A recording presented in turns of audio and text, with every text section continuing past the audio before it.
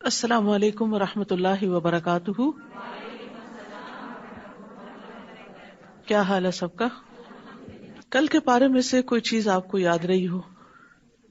جو بھی کام کریں اللہ کے چہرے کی خاطر، اللہ کی خوشی کے لیے، تاکہ وہ آپ کو خوش کر دے. جس مقصد کے لیے آپ کام کرتے ہیں وہی چیز پھر حاصل ہوتی ہے جس کی آپ تڑپ رکھتے ہیں.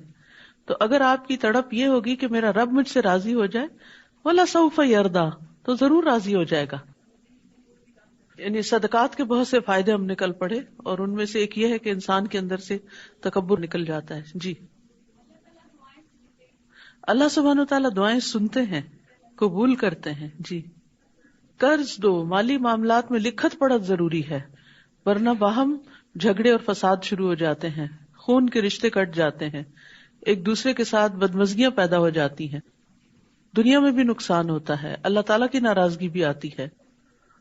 افضل صدقہ یہ ہے کہ انسان دین کے کام میں خرچ کرے. جب آپ لوگوں کی تعلیم پر خرچ کرتے ہیں تو اس سے ایک نہیں کئی صدقہ دینے والے پیدا ہو جاتے ہیں. مثلا اگر آپ ایک غریب کو دے رہے ہیں تو ایک غریب کا فائدہ ہوگا یا 10 غریبوں کا، جتنوں کو بھی آپ دیں گے، لیکن نہ دینے والا ہاتھ ایک ہی ہے. اور اگر جس وجہ سے آپ دے رہے ہیں آپ 10 اور لوگوں کو بتا دیں گے کہ اس لیے صدقہ کرنا چاہیے، اس کا یہ اور یہ فائدہ ہے، تو 10 لوگ صدقہ دینے لگ جائیں گے تو کتنے لوگوں کا بھلا ہو جائے گا؟ زیادہ کا بھلا ہو جائے گا نا. السلام علیکم ورحمۃ اللہ وبرکاتہ. کیا حال ہے سب کا؟ نحمده ونصلی علی رسولہ الکریم، اما بعد فاعوذ باللہ من الشیطان الرجیم، بسم اللہ الرحمن الرحیم. رب اشرح لی صدری ویسر لی امری واحلل عقدۃ من لسانی یفقہوا قولی. قرآن مجید میں اللہ سبحانہ تعالیٰ فرماتے ہیں، یا ایہا الناس قد جاءتکم موعظۃ من ربکم وشفاء لما فی الصدور وہدی ورحمۃ للمؤمنین قل بفضل اللہ وبرحمتہ فبذلک فلیفرحوا ھو خیر مما یجمعون. اے لوگو، بے شک تمہارے پاس تمہارے رب کی طرف سے عظیم نصیحت اور اس کے لیے سراسر شفا جو سینوں میں ہے، یعنی دل کے اندر جو گھٹن اور تنگی اور بیماری ہے، اور ایمان والوں کے لیے سراسر ہدایت اور رحمت آئی ہے. یعنی یہ قرآن شفا بھی ہے، نصیحت بھی ہے، ہدایت بھی ہے، رحمت بھی ہے جو اس پر ایمان لائے. کہہ دیجئے کہ اللہ کے فضل اور اس کی رحمت ہی سے ہے، سو اسی کے ساتھ پھر لازم ہے کہ وہ خوش ہوں. یعنی اس نعمت کے ملنے پر سب کو خوش ہو جانا چاہیے، یہ اس سے بہتر ہے جو وہ جمع کر رہے ہیں. یعنی باقی لوگ قرآن کے علاوہ جو کچھ سمیٹ رہے ہیں، ان سب چیزوں سے، ان سب نعمتوں سے بہتر یہ قرآن کی نعمت ہے کہ جس کو آپ سمیٹ رہے ہیں. اس پر اطمینان سے، خوشی سے اپنا وقت لگانا چاہیے کہ ہم نفع کا سودا کر رہے ہیں. لیکن یہ کتاب کس لیے آئی ہے؟ کتاب انزلناہ الیک مبارک لیدبروا آیاتہ ولیتذکر اولو الالباب. جو کتاب ہم نے آپ کی طرف نازل کی ہے بڑی برکت والی ہے، تاکہ لوگ اس کی آیات میں غور و فکر کریں اور اہل عقل اس سے سبق حاصل کریں. تو ہمیں اللہ کی کتاب میں غور و فکر کرنا ہے اور اس سے لیسن اخذ کرنے ہیں، عملی نقطے نکالنے ہیں، تاکہ ہمارا عمل، اخلاق، رویہ، معاملہ تبدیل ہو. ابن رجب کہتے ہیں، نفلی اعمال میں سے عظیم عمل جس کے ذریعے انسان اللہ کا تقرب حاصل کر سکتا ہے وہ قرآن کی کثرت سے تلاوت کرنا ہے اور اس کو غور و فکر، تدبر اور خوب سمجھ کر سننا ہے. خباب بن ارت نے کسی آدمی سے کہا، جتنی تمہاری استطاعت ہے اللہ کا قرب حاصل کرو اور خوب جان لو کہ تم ہرگز کسی بھی چیز کے ساتھ اس کا قرب حاصل نہیں کر سکتے جو اس کو اس کے کلام سے بڑھ کر محبوب ہو. یعنی اللہ سبحانہ تعالیٰ کا قرب قرآن مجید سے ہی حاصل کیا جا سکتا ہے. تو اس لیے ہمیں شوق سے اور محبت سے اس کلام کو پڑھنا چاہیے. اعوذ باللہ من الشیطان الرجیم، بسم اللہ الرحمن الرحیم. لن تنالوا البر حتى تنفقوا مما تحبون وَمَا تُنْفِقُوا مِنْ شَيْءٍ فَإِنَّ اللَّهَ بِهِ عَلِيمٌ كُلُّ الطَّعَامِ كَانَ حِلًّا لِبَنِي إِسْرَائِيلَ إِلَّا مَا حَرَّمَ إِسْرَائِيلُ عَلَى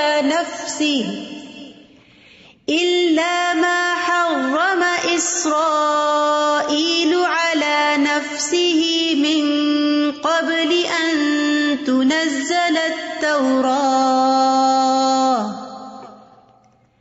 قُلْ فَأْتُوا بِالتَّوْرَاةِ فَاتْلُوهَا إِن كُنتُمْ صَادِقِينَ۔ شروع کرتی ہوں اللہ کے نام سے جو بے انتہا مہربان نہایت رحم فرمانے والا ہے۔ تم نیکی کو ہرگز نہیں پا سکتے یہاں تک کہ تم اس میں سے خرچ کرو جسے تم پسند کرتے ہو، اور جو چیز بھی تم خرچ کرو گے یقیناً اللہ اسے خوب جاننے والا ہے۔ ہر شخص اپنے آپ کو نیک سمجھتا ہے اور چھوٹے موٹے نیکی کے کام سمجھ کر مطمئن ہو جاتا ہے، لیکن حقیقی نیکی اور تقویٰ اس کے حصے میں آتی ہے جو اللہ کے راستے میں اپنی محبوب ترین چیزوں میں سے خرچ کرتا ہے۔ یہاں بر کا لفظ استعمال ہوا ہے جس میں وسعت کا معنی پایا جاتا ہے۔ خیر کثیر کا معنی یعنی تم خیر کثیر نہیں پا سکتے جب تک محبوب چیز خرچ نہ کرو۔ اسی طرح بر کا معنی جنت بھی کیا گیا ہے کہ تم جنت تک پہنچ نہیں سکتے جب تک کہ اس میں سے خرچ نہ کرو جو تمہیں محبوب ہو، اور تم اس وقت تک کامل متقی نہیں بن سکتے جب تک کہ محبوب چیزوں میں سے خرچ نہ کرو۔ محبوب چیزیں کیا ہیں؟ انسان مال کی محبت میں تو بری طرح مبتلا ہے ہی، وَإِنَّهُ لِحُبِّ الْخَيْرِ لَشَدِيدٌ، یہ مال کی شدید محبت ہم سب کے اندر ہے کسی نہ کسی درجے میں، اور اسی محبت کے باوجود جب انسان خرچ کرتا ہے اللہ کی محبت میں تو اللہ سبحانہ وتعالیٰ اس سے محبت کرتا ہے اور اس کو اعلیٰ درجات عطا کرتا ہے۔ اسی طرح اولاد انسان کی محبوب ترین چیزوں میں سے ہوتی ہے، تو اولاد کو بھی اللہ سبحانہ وتعالیٰ کا اطاعت گزار بنانا اور اللہ کے دین کے کام کے لیے موٹیویٹ کرنا، اور جیسے پیچھے ہم نے حضرت مریم کی والدہ کی منت کے بارے میں پڑھا کہ انہوں نے اپنی محبوب چیز یعنی اپنی اولاد کو اللہ کے دین کے لیے آزاد کیا اور اس کی منت مانی، اس کی نظر مانی، تو اسی طرح اپنے بچوں سے اپنی ذاتی خدمت لینے کی بجائے یا اس میں سے وقت نکال کر اللہ کے دین کی خدمت کے لیے ان کو وقف کرنا بھی اسی میں شامل ہو جاتا ہے۔ اسی طرح اپنا آرام، اپنی نیند، ہم سب کو نیند بھی بہت پیاری ہوتی ہے، اور بہت سے لوگ جب تک سوئے نہ اور اگر نیند میں کچھ کمی ہو جائے تو بار بار اس کا ذکر کرتے ہیں، تو اپنی نیند میں سے کچھ قربان کر کے اللہ کی خاطر کھڑے ہو کر قیام کرنا، اپنے اوقات، اپنی مشغولیات، اپنے دل پسند مشغلوں میں سے وقت نکال کر سنجیدہ کام، دین کی تعلیم سیکھنا یا سکھانا، اور اسی طرح باقی بھی جو چیزیں ہمیں اپنے لیے پسند ہوتی ہیں انہیں دوسروں کے لیے پسند کرنا، یہ تمام چیزیں اس میں آ جاتی ہیں۔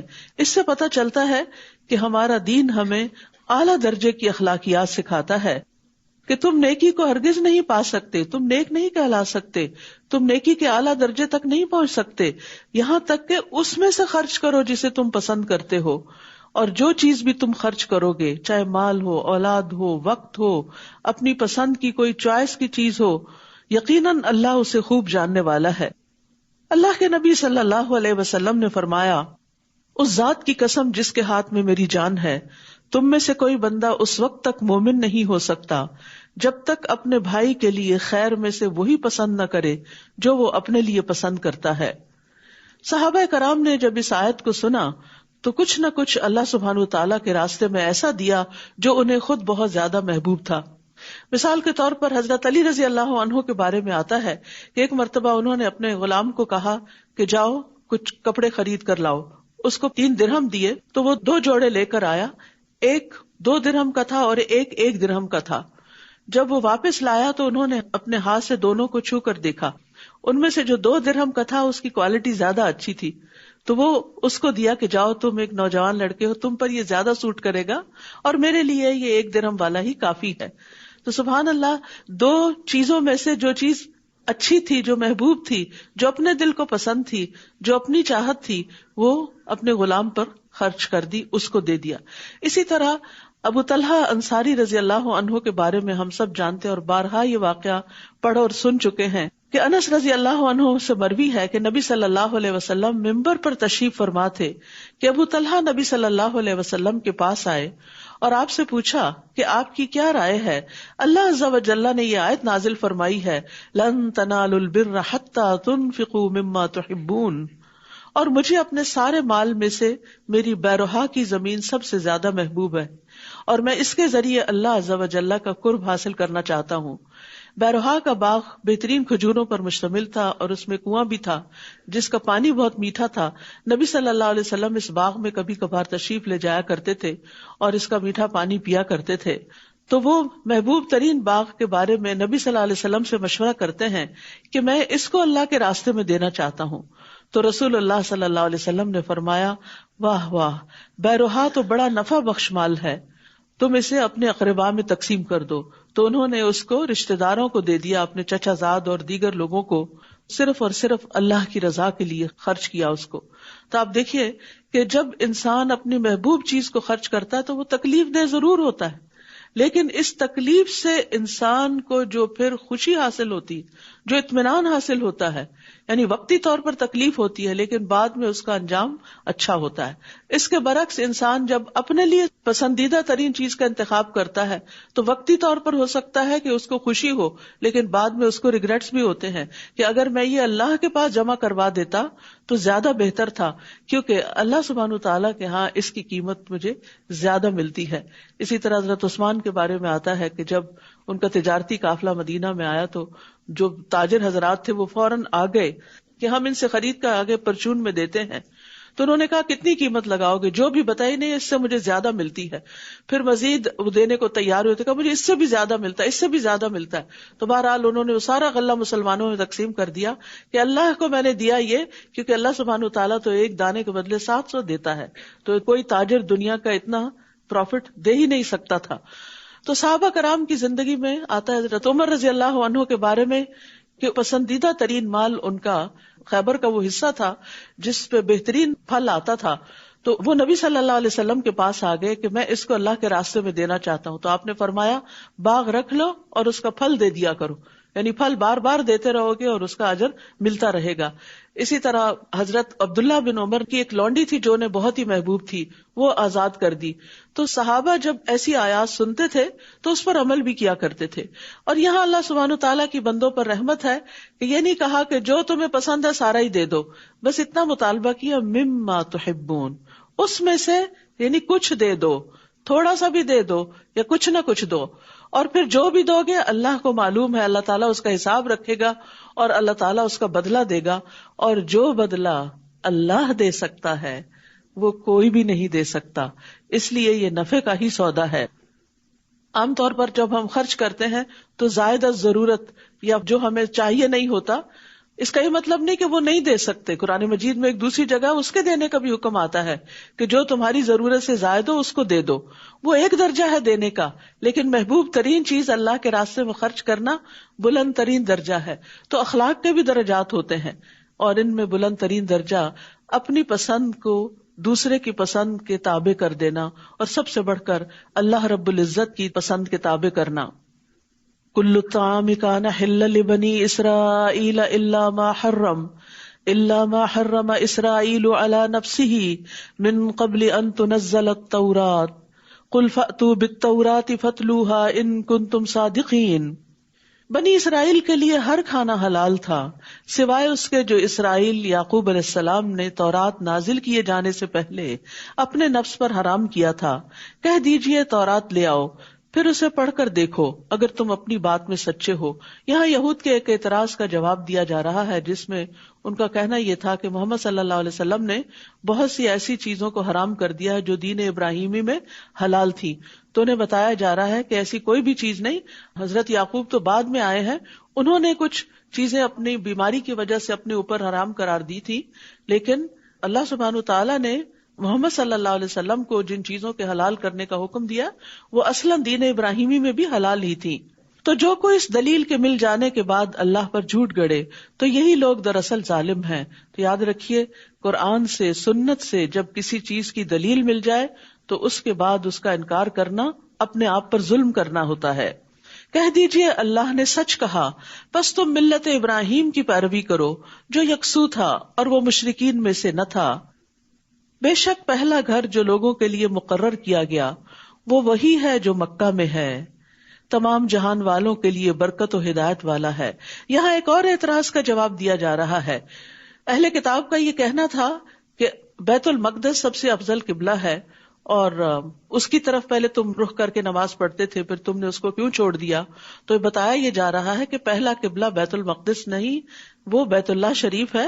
اللہ سبحانہ تعالیٰ نے سب سے پہلے جو گھر مقرر کیا لوگوں کی عبادت کے لیے وہ وہی ہے جو مکہ میں ہے، تمام جہان والوں کے لیے برکت اور ہدایت والا ہے. وہ خطہ بابرکت ہے، وہ گھر بابرکت ہے. اور برکت کا مطلب ہوتا ہے کسی چیز میں اضافہ ہونا. تو آپ ایک نماز یہاں پڑھتے ہیں تو اس کا اجر 10 نمازوں کے برابر ہے، لیکن وہی نماز آپ مکہ میں پڑھتے ہیں، حرم کی حدود کے اندر پڑھتے ہیں تو ایک نماز کا ثواب 1,00,000 کے برابر ہو جاتا ہے.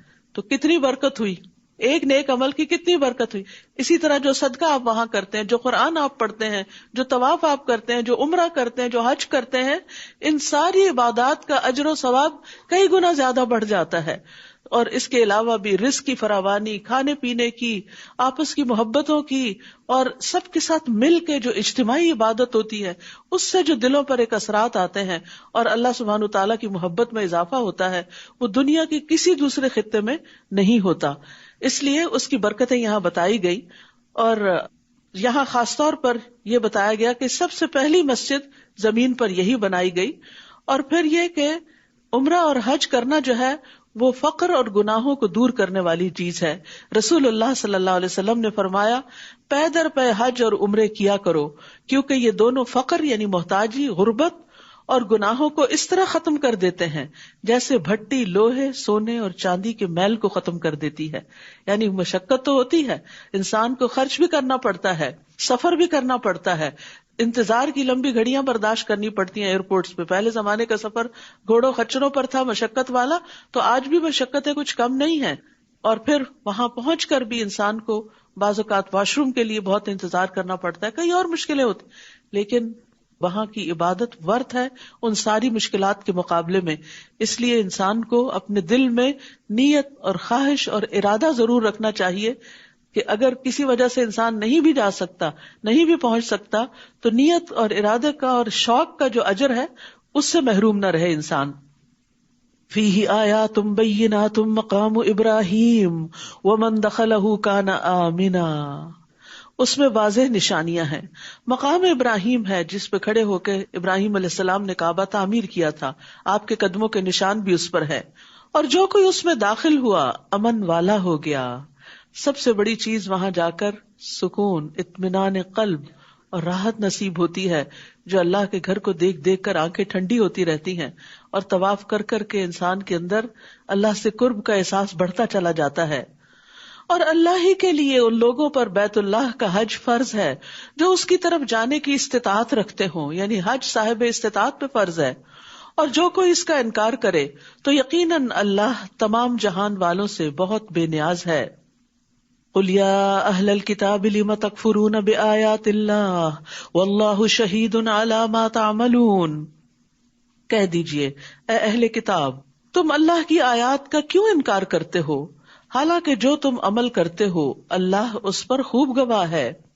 یعنی اللہ سبحانہ تعالیٰ تمہارے اعمال کو دیکھ رہا ہے، لہٰذا اللہ کے احکامات، اللہ سبحانہ تعالیٰ کی آیات کا انکار مت کرو.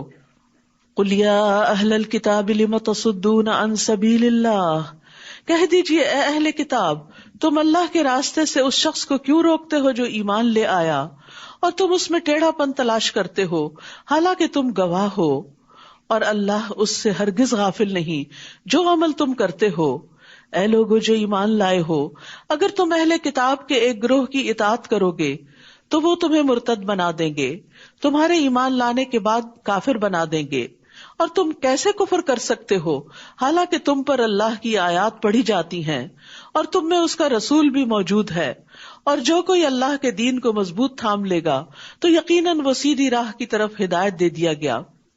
تو اس میں آپ دیکھیے کہ رسول اللہ صلی اللہ علیہ وسلم چونکہ مدینہ میں تھے اور مدینہ میں منافقین بھی تھے، اہل کتاب بھی تھے، اور ان لوگوں کی مسلمانوں کے ساتھ ایک ضد تھی، دشمنی تھی، ہٹ دھرمی تھی، لہذا ان کی چاہت یہ تھی کہ مسلمان اپنے دین کو چھوڑ دیں. لیکن اللہ کے رسول موجود تھے، ان کی پریزنس اور ان کی دی ہوئی تعلیم اور پھر خاص طور پر قرآن کی آیات، یہ ایسی چیز تھی جو مسلمانوں کی استقامت کا باعث تھی. آج بھی اگر ہم خود اور اپنی اولاد کو دین پر استقامت دینا چاہتے ہیں تو اس کے لیے ضروری ہے کہ قرآن کے ساتھ ہمیشہ کا سفر جاری رکھیں، استقامت کے ساتھ قرآن مجید کی تلاوت بھی کرتے رہیں اور اس پر عمل بھی کرتے رہیں، اس میں غور و فکر بھی کرتے رہیں، تو انشاءاللہ حق پر، ہدایت پر قائم رہیں گے.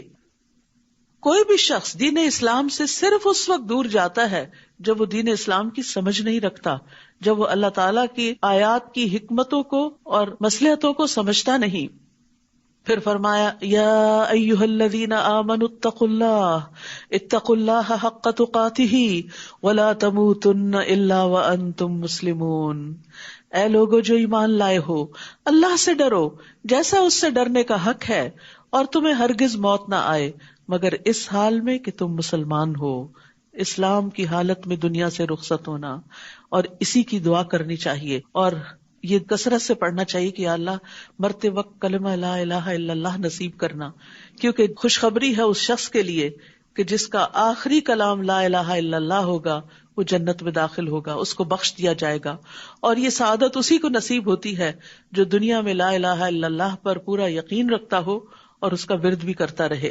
تو یہاں ایمان والوں کو ایک حکم دیا جا رہا ہے، اور وہ کیا کہ اللہ سے ڈرو جیسا کہ ڈرنے کا حق ہے. اس کا مطلب کیا ہے؟ ڈرنے کا حق ہے. اس کا یہ مطلب نہیں کہ خوف زدہ ہو کے سب کام کاج چھوڑ کے ڈپریشن میں مبتلا ہو کے اور دنیا سے کنارہ کش ہو کے بیٹھ جاؤ اور کہو کہ مجھے تو بس اللہ سے ڈر لگتا ہے اس لیے میں تو کسی سے ملتی ہی نہیں، مجھے اللہ سے ڈر لگتا ہے اس لیے میں نے جاب چھوڑ دی ہے، مجھے اللہ سے ڈر لگتا ہے اس لیے میں شادی نہیں کروں گی، مجھے اللہ سے ڈر لگتا ہے اس لیے میں بچے پیدا نہیں کروں. یہ ڈر نہیں ہے. ترک دنیا اللہ کا ڈر نہیں ہے. دنیا میں رہتے ہوئے اللہ کے حکم کے مطابق دنیا کے کام کاج کرنا یہ اللہ کا ڈر ہے. تو اسی لیے ابن مسعود اور حسن بصری اور اکرمہ اور قتادہ اور مقاتل کہتے ہیں کہ حق تقاتہ ہی کا مطلب یہ ہے کہ اس کی اطاعت کی جائے اور اس کی نافرمانی نہ کی جائے، اور اس کا شکر بجا لایا جائے اور اس کی ناشکری نہ کی جائے، اس کا ذکر کیا جائے اور اس کو بھلایا نہ جائے. یہ ہے حق تقاتہ ہی، کہ جہاں کہیں بھی ہو اس کو یاد رکھو، یعنی ہر جگہ اللہ کا تقوی ہو. رسول اللہ صلی اللہ علیہ وسلم نے فرمایا اتق اللہ حیث ما کنت، تم جہاں کہیں بھی ہو اللہ سے ڈرتے رہو. واعتصموا بحبل اللہ جميعا ولا تفرقوا واذكروا نعمت اللہ علیکم اذ کنتم اعداء فألف بین قلوبکم فاصبحتم بنعمتہ اخوانا. اور تم سب کے سب اللہ کی رسی کو مضبوطی سے تھام لو. تم سب کے سب اللہ کی رسی کو. کیا ہے یہ اللہ کی رسی؟ حدیث میں آتا ہے رسول اللہ صلی اللہ علیہ وسلم نے فرمایا اللہ کی کتاب ہی اللہ کی وہ رسی ہے جو آسمان سے زمین تک لٹکی ہوئی ہے. یعنی اس کو تھام لو، قرآن کو مضبوطی سے پکڑ لو، زندگی اس کے ساتھ گزارو. اگر اس کو پکڑے رکھو گے تو اللہ سبحانہ تعالیٰ سے تعلق مضبوط رہے گا، اور جب اللہ سے تعلق مضبوط رہے گا تو پھر بھٹکو گے نہیں، سیدھے رستے پر ہی چلتے رہو گے. اور یہاں پر صرف یہ نہیں کہا گیا کہ اللہ کی رسی پکڑ لو، یہ کہا گیا جمیعاً، سب مل کے تھامو، اکٹھے ہو کر. ابو ہریرہ رضی اللہ عنہ سے روایت ہے کہ رسول اللہ صلی اللہ علیہ وسلم نے فرمایا بے شک اللہ تم سے 3 باتوں سے راضی ہوتا ہے اور 3 باتوں سے ناراض ہوتا ہے. نمبر 1، وہ تمہارے لیے پسند کرتا ہے کہ اس کی عبادت کرو اور اس کے ساتھ کسی کو شریک نہ ٹھہراؤ. نمبر 2، اور تم سب اللہ کی رسی کو مضبوطی سے پکڑے رکھو. یہ اللہ کا حکم ہے، قرآن میں بھی اور حدیث میں بھی اس کی وضاحت آ گئی.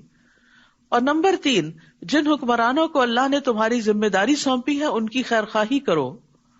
اور 3 ناپسندیدہ باتیں کون سی ہیں؟ اور وہ تمہارے لیے قیل و قال کو، باتیں ادھر کی ادھر کی، ہی سیڈ شی سیڈ، فلاں یہ کہتا ہے فلاں یہ کہتا ہے، اور بیکار کی باتیں جن کا کوئی مطلب مقصد نہ ہو، جس سے کسی کے علم میں کوئی اضافہ نہ ہوتا ہو، نہ کسی کے عمل میں کوئی قوت آتی ہو، صرف قصے کہانیاں بیکار کے، اور بعض اوقات تو غیبت میں ڈھل جاتی ہیں، لوگوں کی برائیاں اور ان کے عیب چینی کرنا، تو اس چیز کو ناپسند کیا گیا. اور نمبر 2، کثرت سوال کو، یعنی کسی نے ایک مسئلہ بتایا، اس پہ ایک اور سوال کر دیا، اس پہ ایک اور کر دیا، جیسے بنی اسرائیل نے بہت سوال کیے تھے. اور نمبر 3، مال ضائع کرنے کو اللہ تعالیٰ ناپسند کرتا ہے. ضرورت کی جگہوں پر تو مال خرچ کرنا چاہیے، لیکن اسراف نہیں کرنا چاہیے. اور اسی طرح چاہے کھانے کا معاملہ ہو یا دیگر نفع مند چیزیں ہوں، ان کو بیکار میں پھینکتے نہیں چلے جانا چاہیے، ان سے یا خود فائدہ اٹھانا چاہیے یا کسی دوسرے کو اٹھانے دینا چاہیے. تو مال ضائع کرنا ناپسندیدہ ہے. اور پھر یہاں خاص طور پر جس چیز کا حکم دیا جا رہا ہے وہ یہ کہ آپس میں جڑے رہو، دلوں کا اتحاد ہو. فرمایا بے شک مومن دوسرے مومن کے لیے عمارت کی طرح ہوتا ہے، اس کا ایک حصہ دوسرے حصے کو قوت پہنچاتا ہے. اور آپ نے اپنے ہاتھ کی انگلیوں کو دوسرے ہاتھ کی انگلیوں میں داخل کر کے دکھایا، یعنی جس طرح انگلیاں انگلیوں میں چلی جاتی ہیں تو مضبوط گرپ آ جاتی ہے، اسی طرح جب مومن مومن کے ساتھ جڑتا ہے تو دیوار کی طرح جس کی ایک بریک دوسرے کے ساتھ لگی ہوئی ہوتی ہے، اس سے بڑی بڑی عمارتیں کھڑی ہو جاتی ہیں اور بہت بڑے بڑے کام اس سے لیے جا سکتے ہیں. لیکن اگر وہی اینٹیں بکھری ہوئی ہوں تو وہ اینٹوں کا ڈھیر بیکار ہوتا ہے، کوڑا کباڑ ہوتا ہے. تو اگر مسلمان آپس میں آرگنائزڈ بھی، کیونکہ اینٹیں باہم نہیں جڑ کے دیوار بنتی جب تک آرگنائزڈ نہ ہو، جب تک ڈسپلن نہ ہو، اور اسی طرح جب تک ایک دوسرے کے ساتھ جڑے ہوئے نہ ہو، اور یہ جڑنا صرف ظاہری نہ ہو بلکہ دلوں کا جڑنا بھی ہو. تو یہاں پر فرمایا اور اللہ کی رسی کو سب مل کر مضبوطی سے تھام لو اور فرقہ فرقہ مت بنو. کیونکہ جب چھوٹی موٹی بات پر اختلاف ہوتا ہے تو لوگوں میں پارٹی بازی شروع ہو جاتی اور پھر وہ مخالفت میں تبدیل ہو جاتا ہے، اور وہ سلسلہ نہ روکے تو پھر ایک دوسرے کے ساتھ جنگ و جدل اور قتال بھی شروع ہو جاتے ہیں. اور اپنے اوپر اللہ کی نعمت کو یاد کرو، جب تم آپس میں دشمن تھے، یعنی اسلام کے آنے سے پہلے، تو اس نے تمہارے دلوں میں محبت ڈال دی. یہ محبت اسلام کی وجہ سے تھی، تو تم اس کی نعمت سے بھائی بھائی بن گئے. یعنی تمہیں خونی رشتوں سے زیادہ محبوب ہو گئے وہ لوگ جو دین کے رشتے میں تم سے بندھے، اور تم آگ کے گڑھے کے کنارے پر تھے، یعنی اس دین سے پہلے، تو اس نے تمہیں اس سے بچا لیا. اسی طرح اللہ تمہارے لیے اپنی آیات کو کھول کر بیان کرتا ہے تاکہ تم ہدایت پا جاؤ. پھر ایک اور حکم، وَلْتَكُمْ مِنْكُمْ أُمَّةٌ يَدْعُونَ إِلَى الْخَيْرِ، اور تم میں ضرور ایک ایسا گروہ ہونا چاہیے جو لوگوں کو خیر کی طرف بلائے، ہدایت کی طرف بلائے، نیکی کے کاموں کی طرف بلائے. یعنی ایک گروہ کا تو کام ہی یہ ہو، مسلمانوں کے اندر ایک جماعت تو ایسی رہے کہ جو لوگوں کی رہنمائی کرتی رہے کہ نیکی کے اور بھلائی کے کام کون کون سے ہیں، اور وہ اس نیکی کی طرف چلتے بڑھتے رہیں. نیکی کا حکم دے، وَيَأْمُرُونَ بِالْمَعْرُوفِ وَيَنْهَوْنَ عَنِ الْمُنْكَرِ، اور برائی سے روکے، اور یہی وہ لوگ ہیں جو فلاح پانے والے ہیں. سبحان اللہ. یعنی ایسے گروہ کے لوگ جو یہ 3 کام کرتے ہیں، خیر کی دعوت، امر بالمعروف اور نہی عن المنکر، یہ کامیاب ہونے والے لوگ ہیں. وَلَا تَكُونُوا كَالَّذِينَ تَفَرَّقُوا، اور تم ان لوگوں کی طرح نہ ہو جانا جو فرقہ فرقہ بن گئے اور انہوں نے واضح دلائل آ جانے کے بعد اختلاف کیا. اور یہی وہ لوگ ہیں جن کے لیے بہت بڑا عذاب ہے. جس دن کچھ چہرے روشن ہوں گے اور کچھ چہرے سیاہ ہوں گے، تو جن لوگوں کے چہرے سیاہ ہوں گے ان سے کہا جائے گا کیا تم اپنے ایمان لانے کے بعد کفر میں مبتلا ہو گئے؟ تو چکھو عذاب کا مزہ اس وجہ سے کہ تم کفر کرتے تھے. وَأَمَّا الَّذِينَ ابْيَضَّتْ وُجُوهُهُمْ فَفِي رَحْمَةِ اللَّهِ هُمْ فِيهَا خَالِدُونَ، اور رہے وہ لوگ جن کے چہرے روشن ہوں گے تو وہ اللہ کی رحمت میں ہوں گے جس میں وہ ہمیشہ رہنے والے ہیں. یہ اللہ کی آیات ہیں جنہیں ہم آپ پر حق کے ساتھ پڑھ رہے ہیں، یعنی بالکل ٹھیک ٹھیک ہیں، سچی باتیں ہیں، اور اللہ جہان والوں کے ساتھ کسی ظلم کا ارادہ نہیں رکھتا. وَلِلَّهِ مَا فِي السَّمَاوَاتِ وَمَا فِي الْأَرْضِ وَإِلَى اللَّهِ تُرْجَعُ الْأُمُورُ، اور اللہ ہی کے لیے ہے جو کچھ آسمانوں میں ہے اور جو کچھ زمین میں ہے، اور اللہ ہی کی طرف سب معاملات لوٹائے جاتے ہیں. كُنتُمْ خَيْرَ أُمَّةٍ، تم بہترین امت ہو. امت محمد صلی اللہ علیہ وسلم کو اللہ سبحانہ وتعالی بہترین امت قرار دے رہے ہیں. اخرجت للناس، جو لوگوں کے لیے نکالی گئی ہے، پیغمبروں کی آمد کا سلسلہ ختم ہو چکا ہے. اس کے بعد پیغمبروں والا کام یعنی لوگوں کو نیکی کی طرف بلانا، اللہ کی طرف بلانا، خیر کے کاموں کی طرف بلانا، اب یہ اس امت کی ذمہ داری ہے. امت کا ایک تو ہراول دستہ ہے جو ایک گروہ کی شکل میں باقاعدہ ایک منصوبہ بندی اور پلاننگ کے ساتھ دین کی دعوت کا کام کرے، لیکن اس کے بعد ہر امتی اپنی اپنی جگہ، چاہے وہ بزنس میں ہے، چاہے وہ جاب میں ہے، چاہے وہ ٹیچنگ میں، کوئی بھی کسی بھی قسم کا کر رہا ہے، چاہے وہ مرد ہے یا عورت ہے یا بچے ہیں یا جوان ہیں، وہ سب اللہ سبحانہ تعالیٰ کے دین کے داعی ہیں، اس کے ریپریزنٹیٹیو ہیں. وہ ہر جگہ ایک مسلمان کی حیثیت سے اچھے اخلاق، اچھے معاملات کا مظاہرہ کریں، تاکہ کوئی بھی دیکھے تو سوچے کہ یہ لوگ مختلف ہیں دوسروں سے، یہ سب سے زیادہ خیر کے کاموں میں آگے بڑھنے والے ہیں، یہ انسانوں کے اور انسانیت کے سب سے زیادہ ہمدرد ہیں، یہ دوسروں کو تکلیف نہیں دیتے، یہ دوسروں کے لیے اچھا چاہتے ہیں، یہ دھوکہ نہیں دیتے، یہ جھوٹ نہیں بولتے، یہ خیانت نہیں کرتے، یہ فساد اور دنگا نہیں کرتے. لیکن افسوس یہ کہ آج خیر امت ان اعلیٰ ترین اخلاقیات اور کردار سے محروم ہو گئی، اور انہوں نے اپنے دین کے ان شعارات کو چھوڑ کر دین کو صرف چند مخصوص ریچولز میں کنورٹ کر لیا کہ بس یہی ہمارا دین ہے، جبکہ دین صرف ذاتی عبادت کا نام نہیں ہے. آپ نے روزہ رکھا ہے، آپ کو فائدہ ہوگا، لیکن اس روزے کا فائدہ دوسروں کو کب ہوگا؟ جب روزہ رکھ کے آپ جھوٹ بولنا چھوڑیں گے، جب آپ لڑائی جھگڑا چھوڑیں گے. تو اسی چیز کی دعوت یہاں دی جا رہی ہے کہ تم بہترین امت ہو جو انسانوں کے لیے پیدا کی گئی. لیکن افسوس یہ کہ آج ہم صرف اپنے اپنے ذاتی مفادات اور ذاتی اغراض اور دنیا کی محبت میں مبتلا ہو کر صرف دنیا کی ترقی کے لیے کوشاں ہیں اور انسانیت کی بھلائی کے کام بھول گئے ہیں. اور انسانیت کی بھلائی کیسے ہوگی؟ تأمرون بالمعروف وتنہون عن المنکر، تم نیکی کا حکم دیتے ہو اور برائی سے روکتے ہو. یعنی کسی کی بھی سب سے سچی خیرخواہی یہی ہے کہ اس کو صحیح بات بتائی جائے، چاہے اس کو اچھی نہ بھی لگے، کیونکہ اگر اس سے حق چھپا لیا گیا اور وہ لا علمی میں غلط کام کرتا رہا تو آپ نے تو اس کے ساتھ بڑا ظلم کر دیا. اگر آپ اس کو وقت پر بتاتے تو وہ اس غلط چیز کو چھوڑ دیتا. لیکن بعض اوقات ہم مربت کے مارے، بعض اوقات اس لیے کہ اگر ہم نے بتایا تو یہ مجھ سے ناراض ہو جائے گا، تو ہم دوسرے کو صحیح بات نہیں بتاتے. وقتی طور پہ بعض اوقات دوسرا ناراض بھی ہو لیکن بعد میں آپ کا شکریہ بھی ادا کرے گا کہ آپ نے مجھے بر وقت ایک اچھی نصیحت کی تھی. تو یہاں پر کیا ہے کہ تم نیکی کا حکم دیتے ہو اور برائی سے روکتے ہو، کیونکہ برائی کے اندر بھی ایک خاص قسم کی اٹریکشن ہوتی ہے. شیطان برے کاموں کو مزین بنا دیتا ہے، خوبصورت بنا دیتا ہے اور آسان بھی ہوتا ہے کیونکہ اس میں کوئی خاص رکاوٹیں نہیں ہوتی. لیکن نیکی کے کام میں نفس بھی حائل ہو رہا ہے، شیطان بھی، لوگ بھی، طرح طرح کی رکاوٹیں آتی ہیں، تو اس کا کرنا مشکل ہوتا ہے. تو اس لیے تم نیکی کا حکم دیتے ہو اور برائی سے روکتے ہو تاکہ لوگ برے انجام سے بچ سکے. وَتُؤْمِنُونَ بِاللَّهِ، اور تم اللہ پر ایمان رکھتے ہو. یہاں پر آپ دیکھیے امر بالمعروف پہلے اور ایمان کا ذکر بعد میں کیا گیا ہے، کیونکہ ایمان کی تکمیل ہی ان دو صفات کے ساتھ ہوتی ہے. وَلَوْ آمَنَ أَهْلُ الْكِتَابِ لَكَانَ خَيْرًا لَهُمْ، اگر اہل کتاب ایمان لاتے تو ان کے حق میں بہتر ہوتا. منہم المؤمنون وَأَكْثَرُهُمُ الْفَاسِقُونَ، ان میں سے کچھ تو مومن ہیں مگر ان کی اکثریت فاسق ہے. یہاں پر یہ جو دو لفظ معروف اور منکر استعمال ہوئے ہیں ان کو بھی سمجھنا ضروری ہے. معروف کہتے ہیں ہر وہ کام جس کا کرنا معلوم ہو سب کے سامنے اور وہ اچھا اور بہتر سمجھا جاتا ہو، یعنی انسان کی فطرت اور عقل بھی اس کو صحیح قرار دیتی ہو اور ایمان والوں کے نزدیک وہ کام برا نہ سمجھا جاتا ہو، یہ معروف ہوتا ہے. اسی لیے اللہ کی اطاعت کو معروف کا نام دیا گیا. اور منکر سے مراد بنیادی طور پر ہر وہ کام جس کو اللہ تعالیٰ ناپسند کرتا ہے اور ایمان والے بھی اس کو برا خیال کرتے ہیں، اور اسی طرح انسان کی فطرت اور عقل بھی اس کا انکار کرتی ہے. تو یاد رکھیے امر بالمعروف اور نہی عن المنکر اسلام کے دیگر ارکان کی طرح ایک فرض رکن ہے. نبی صلی اللہ علیہ وسلم نے فرمایا اسلام کے 8 حصے ہیں. ایک حصہ اسلام، پھر نماز، زکوٰۃ، روزہ، حج بیت اللہ، امر بالمعروف، نہی عن المنکر، جہاد فی سبیل اللہ. فرمایا وہ شخص ناکام و نامراد ہوا جس کے لیے اس میں سے کوئی بھی حصہ نہیں. تو یہاں پر آپ دیکھیے امر بالمعروف الگ رکن ہے، نہی عن المنکر الگ رکن ہے، اور پھر اس کے بعد جہاد فی سبیل اللہ کا لفظ ہے.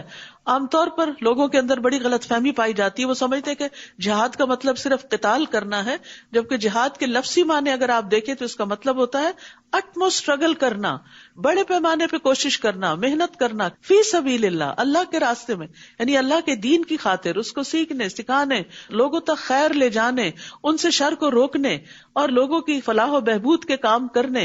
یعنی جیسے بیوہ اور یتیم کے لیے بھاگ دوڑ کرنے والا بھی فی سبیل اللہ ہوتا ہے. تو ان سب کے لیے بہت ضروری ہے کہ انسان دین کے ان ارکان کو سمجھنے والا ہو اور ان پر عمل کرنے والا بھی ہو. حضرت عائشہ سے مروی ہے, وہ کہتی ہیں کہ ایک مرتبہ رسول اللہ صلی اللہ علیہ وسلم تشریف لائے تو مجھے آپ کے چہرے سے محسوس ہوا کہ آپ کی طبیعت میں کچھ گھٹن ہے. بس آپ نے وضو کیا اور کسی سے بات کیے بغیر واپس چلے گئے. میں نے حجروں کے قریب ہو کر سنا, آپ یہ فرما رہے تھے, اے لوگو, اللہ عز و جل فرماتا ہے کہ نیکی کا حکم دو اور برائی سے منع کرو, اس سے پہلے کہ تم مجھے پکارو اور میں تمہاری دعائیں قبول نہ کروں. تم مجھ سے سوال کرو اور میں تمہیں کچھ عطا نہ کروں, اور تم مجھ سے مدد مانگو تو میں تمہاری مدد نہ کروں. تو آج آپ دیکھیے کہ مسلمانوں نے یہ کام چھوڑ دیا تو پھر دنیا میں جگہ جگہ جو حالات ہو رہے ہیں وہ ہم سب کو معلوم ہے. لن یضروکم الا اذا, وہ تمہیں ہرگز نقصان نہیں دے سکتے, یعنی تمہارے دشمن تمہارا کچھ بگاڑ نہیں سکتے, یعنی اگر تم یہ سب کام کرتے رہو گے سوائے کچھ اذیت دینے کے, کچھ باتیں بنانے کے. اور اگر وہ تم سے جنگ کریں تو تم سے پشت پھیر جائیں گے, پھر وہ مدد نہ کیے جائیں گے. وہ جہاں کہیں بھی پائے گئے ان پہ ذلت مسلط کر دی گئی, اللہ یہ کہ اللہ کی پناہ میں آ جائیں اور لوگوں کی پناہ میں آ جائیں, اور وہ اللہ کی طرف سے غضب میں گرفتار ہو کر پلٹے اور ان پر محتاجی مسلط کر دی گئی. یہ سب اس لیے ہوا کہ بے شک وہ اللہ کی آیات سے کفر کرتے تھے, اللہ کی آیات کو نہیں مانتے تھے, اور انبیاء کو ناحق قتل کرتے تھے. یہ اس وجہ سے بھی ہوا کہ وہ نافرمانی کرتے تھے اور حد سے بڑھ جاتے تھے. تو جب کوئی قوم حد سے بڑھ جاتی ہے گناہوں میں تو پھر اللہ کا عذاب آتا ہے. وہ سب ایک جیسے نہیں. اہل کتاب میں سے ایک جماعت ایسی بھی ہے جو حق پر قائم ہے, وہ رات کی گھڑیوں میں اللہ کی آیات کی تلاوت کرتے ہیں اور سجدے بھی کرتے ہیں. تو یہاں پر آپ دیکھیے بہترین خوبیوں کا ذکر کیا گیا ہے کہ ایمان لانے کے بعد ایمان کی سچائی کا ثبوت انسان کیسے دیتا ہے, اپنی پسندیدہ چیز قربان کر کے, نیند قربان کر کے رات کی گھڑیوں میں اٹھتے ہیں, اللہ کی کتاب پڑھتے ہیں اور سجدے بھی کرتے ہیں. قیام اللیل کی فضیلت ہے, اور الحمدللہ رمضان آ رہا ہے اور سب کو موقع ملے گا, کیونکہ رمضان میں قیام جو ہے وہ عام دنوں کے قیام سے بھی افضل ہو جاتا ہے. اور بہترین قیام وہ ہے جس میں زیادہ قرآن کی تلاوت کی جائے, یعنی صرف 20 رکعتیں پوری کرنا ضروری نہیں کہ جلدی جلدی اس کو پڑھ لیا جائے, کہ نمبر پورا کرنا اصل مقصود نہیں. نبی صلی اللہ علیہ وسلم نے کبھی 20 نہیں پڑھی, لیکن اصل چیز یہ ہے کہ اس میں قرآن کو سنا جائے یا خود پڑھا جائے. اور پھر اسی طرح علم کے سیکھنے سکھانے کے لیے بھی رات کو جاگنا فضیلت والا ہے. یعنی اگر آپ قرآن سیکھ رہے ہیں, یہ سکھا رہے ہیں اور اس کے لیے تیاری کر رہے ہیں اور رات کی گھڑیوں میں اس کو پڑھتے ہیں, اپنا حفظ یا ترجمے کا سبق یاد کرتے ہیں, کسی بھی طرح کوئی علم آپ حاصل کر رہے ہیں, تو اس کی بھی یہاں فضیلت بتائے گی. تو عمومی طور پر قرآن کو رات میں پڑھنے کی فضیلت دن کے مقابلے میں زیادہ ہے, کیونکہ اس وقت یکسوئی بھی ہوتی ہے. اور نبی صلی اللہ علیہ وسلم بھی قرآن مجید کی زیادہ تر تلاوت رات کی گھڑیوں میں کیا کرتے تھے. اور یہاں ایک بات یہ بھی یاد رکھیے کہ بعض اوقات علم کا سیکھنا سکھانا جو ہے نفل نماز سے بھی افضل ہو جاتا ہے. یؤمنون باللہ والیوم الآخر ویأمرون بالمعروف وینہون عن المنکر ویسارعون فی الخیرات واولئک من الصالحین. اہل کتاب میں سے جن کے اندر یہ صفات ہے ان کی تعریف بیان کی جا رہی ہے. اور اس میں آپ دیکھیے کہ صالح بننے کے لیے یہ کام کرنا ضروری ہے جن کا اوپر ذکر ہے. ہم سب چاہتے ہیں کہ ہم نیک بنیں. اچھا, جب نیکی کی بات آتی ہے تو ہم نماز, روزہ, صدقہ, خیرات, لوگوں کے ساتھ اچھا سلوک, بس بات ختم نہیں. امر بالمعروف اور نہی عن المنکر بھی ضروری ہے. اور یہ نیکی کا جو کام بھی کریں گے تو ہرگز ان کی ناقدری نہ کی جائے گی. یعنی ان بڑے بڑے کاموں کے علاوہ چھوٹی موٹی اور جو بھی نیکی ہوگی وہ بھی اللہ جانتا ہے اور اللہ اس کو قبول کرے گا. واللہ علیم بالمتقین, اور اللہ تقوی والوں کو خوب جاننے والا ہے. یقیناً وہ لوگ جنہوں نے کفر کیا, ان کے مال اور ان کی اولاد انہیں اللہ سے بچانے میں ہرگز کچھ بھی کام نہ آئیں گے. انسان ان نیک کاموں کو کیوں چھوڑتا ہے؟ کیونکہ مال اور اولاد آڑے آتی ہے, ان کے پیچھے بھاگتا ہے. فرمایا وہ کام نہیں آئیں گے. اور یہی لوگ آگ کے ساتھی ہیں, وہ اس میں ہمیشہ رہنے والے ہیں. اس دنیا میں جو کچھ وہ خرچ کرتے ہیں اس کی مثال اس ہوا کی طرح ہے جس میں سخت سردی ہو، جو ایسی قوم کی کھیتی کو جا پہنچے جنہوں نے اپنے نفسوں پہ ظلم کیا، پھر وہ اس کھیتی کو برباد کر دے، اور اللہ نے ان پر ظلم نہیں کیا لیکن وہ خود اپنے نفسوں پہ ظلم کرتے ہیں۔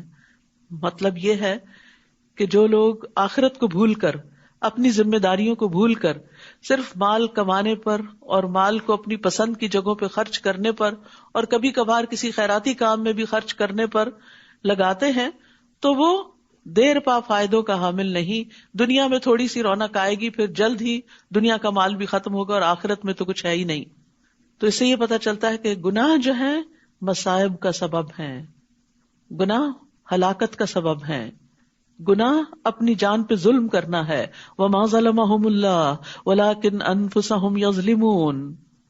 تو آپ دیکھیے یہاں پر کتنی اہم بات کی گئی کہ جو لوگ صرف اس دنیا کی زندگی میں مال خرچ کرتے رہتے، رنگ رنگ کے لباس خرید لیے، رنگ رنگ کے جوتے، کچھ لوگوں کو کپڑے بنانے کا کریز ہوتا ہے، ایک کے بعد ایک جوڑا، ایک ڈیزائنر دوسرا ڈیزائنر، یہ ٹرائی کرو وہ، کچھ لوگوں کو مزے مزے کے کھانے کا کریز ہوتا ہے، وہ اپنی آمدنی کا ایک بڑا حصہ مختلف ریسٹورینٹس میں مزے مزے کے کھانے میں ہی لگا دیتے ہیں، اور کسی غریب رشتہ دار اور کسی اور کا کوئی حق انہیں یاد نہیں ہوتا۔ کچھ لوگوں کو صرف نئے نئے جوتے خریدنے کا شوق ہوتا، مہنگے ترین جوتے خرید کر گھر بھر لیتے ہیں، تھوڑے سے بھی پیسے جمع ہوئے، چلو ہالیڈیز پہ چلتے ہیں، سب لٹا کے آ گئے۔ جتنا بھی مال ہے وہ سارے کے سارے صرف دنیا کی لذت میں خرچ ہو رہا ہے، آخرت کے لیے خرچ نہیں کر رہے۔ کہا کہ یہ سب کچھ ادھر ہی برباد ہو جائے گا، آگے کچھ نہیں ملے گا، آگے وہ ملے گا جو آگے بھیجیں گے۔ اے لوگو جو ایمان لائے ہو، اپنے علاوہ دوسروں کو اپنا رازدار نہ بناؤ، وہ تمہیں کسی خرابی میں مبتلا کرنے میں کمی نہ کریں گے، وہ دل سے چاہتے ہیں کہ تم کسی مشکل میں پڑو، یعنی تمہارے حاسد۔ یقیناً بغض ان کے منہوں سے ظاہر ہو چکا ہے، اور جو ان کے سینے چھپاتے ہیں وہ تو اور بھی زیادہ بڑا ہے۔ یقیناً ہم نے تمہارے لیے نشانیاں کھول کر بیان کر دی ہیں اگر تم عقل رکھتے ہو۔ ہاں تم وہی لوگ ہو جو ان سے محبت رکھتے ہو جبکہ وہ تم سے محبت نہیں رکھتے، اور تم ساری کی ساری کتاب پر ایمان رکھتے ہو، یعنی تورات، انجیل، زبور، سب پر ایمان رکھتے ہو، سارے صحیفوں پر، 104 کتابوں پر ایمان رکھتے ہو، جبکہ وہ تمہاری کتاب پر ایمان نہیں رکھتے۔ وہ جب تم سے ملاقات کرتے ہیں تو کہتے ہیں ہم ایمان لائے، منافقین کی طرف اشارہ ہے، اور جب وہ اکیلے ہوتے ہیں تو تم پر غصے کی وجہ سے اپنی انگلیاں کاٹ کھاتے ہیں۔ کہہ دیجئے مر جاؤ اپنے غصے میں، یقیناً اللہ سینوں کے بھید خوب جاننے والا ہے۔ اگر تمہیں کوئی بھلائی پہنچے تو وہ انہیں بری لگتی ہے، حاسد جو ہیں، اور اگر تمہیں کوئی برائی پہنچے تو وہ اس پہ خوش ہوتے ہیں۔ ایسا کون کرتا ہے جو کسی کی تکلیف پہ خوش ہو، جو اندر سے انتہائی گھٹیا انسان ہو؟ یہ گھٹیا پن کی علامت، یہ منافقت کی علامت ہے کہ دوسرے کی تکلیف پہ خوش ہونا اور اس کی خوشی پہ ناراض ہونا۔ جو مومن ہوتا ہے وہ دوسرے کی خوشی پہ خوش ہوتا ہے اور دوسرے کی تکلیف پہ تکلیف محسوس کرتا ہے۔ ایسی صورت میں اگر تم صبر کرو اور تقوی اختیار کرو تو ان کی چال تمہیں کچھ بھی نقصان نہ دے گی۔ سبحان اللہ۔ کوئی آپ سے حسد کر رہا ہو، کوئی آپ کا برا چاہتا ہو، تو آپ جواب میں کیا کریں؟ اللہ سبحانہ وتعالیٰ نے طریقہ بتا دیا، صبر اور تقوی۔ صبر کیا ہے؟ ویسا رویہ اختیار نہیں کرنا جو دوسرا کر رہا ہے، تم نے اس بدترین اخلاق کے نچلے درجے پہ نہیں اترنا۔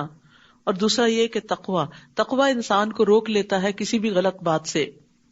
اور یاد رکھیے ایسے لوگوں سے اور ایسے دوستوں سے پناہ مانگنی چاہیے کہ جو انسان سے ظاہر میں تو محبت کا اظہار کرے اور اندر سے وہ جڑیں کاٹنے والے ہوں۔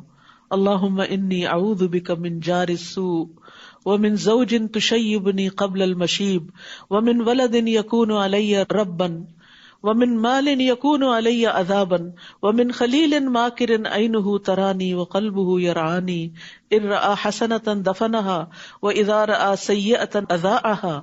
اے اللہ میں تیری پناہ طلب کرتا ہوں برے پڑوسی سے، ایسے زوج سے، شوہر یا بیوی دونوں میں سے جو بھی ایک دوسرے کے لیے، جو مجھے بڑھاپے سے پہلے بوڑھا کر دے، یعنی ایسا ذلیل کرے کہ زندگی کی خوشیاں چھین لے، اور ایسی اولاد سے جو میری آقا بن بیٹھے، اپنے حکم مجھ پہ چلائے، ایسے مال سے جو میرے لیے باعث عذاب بن جائے، دنیا میں مصیبت کا یا آخرت میں۔ سبحان اللہ۔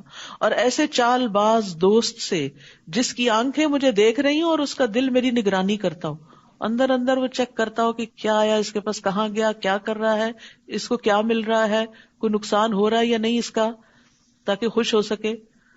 اگر وہ کوئی نیکی کی بات دیکھے تو اس کو دبا دے, کہیں ذکر ہی نہ کرے, اور اگر کوئی برائی کی بات دیکھے تو اس کو پھیلا دے سب میں. یہ کیسی دوستی ہے؟ کتنی خوبصورت دعا ہے, ہم سب کو پڑھنی چاہیے, کیونکہ عموماً لوگوں کو قریب کے لوگوں سے ایسی شکایات ہوتی ہیں.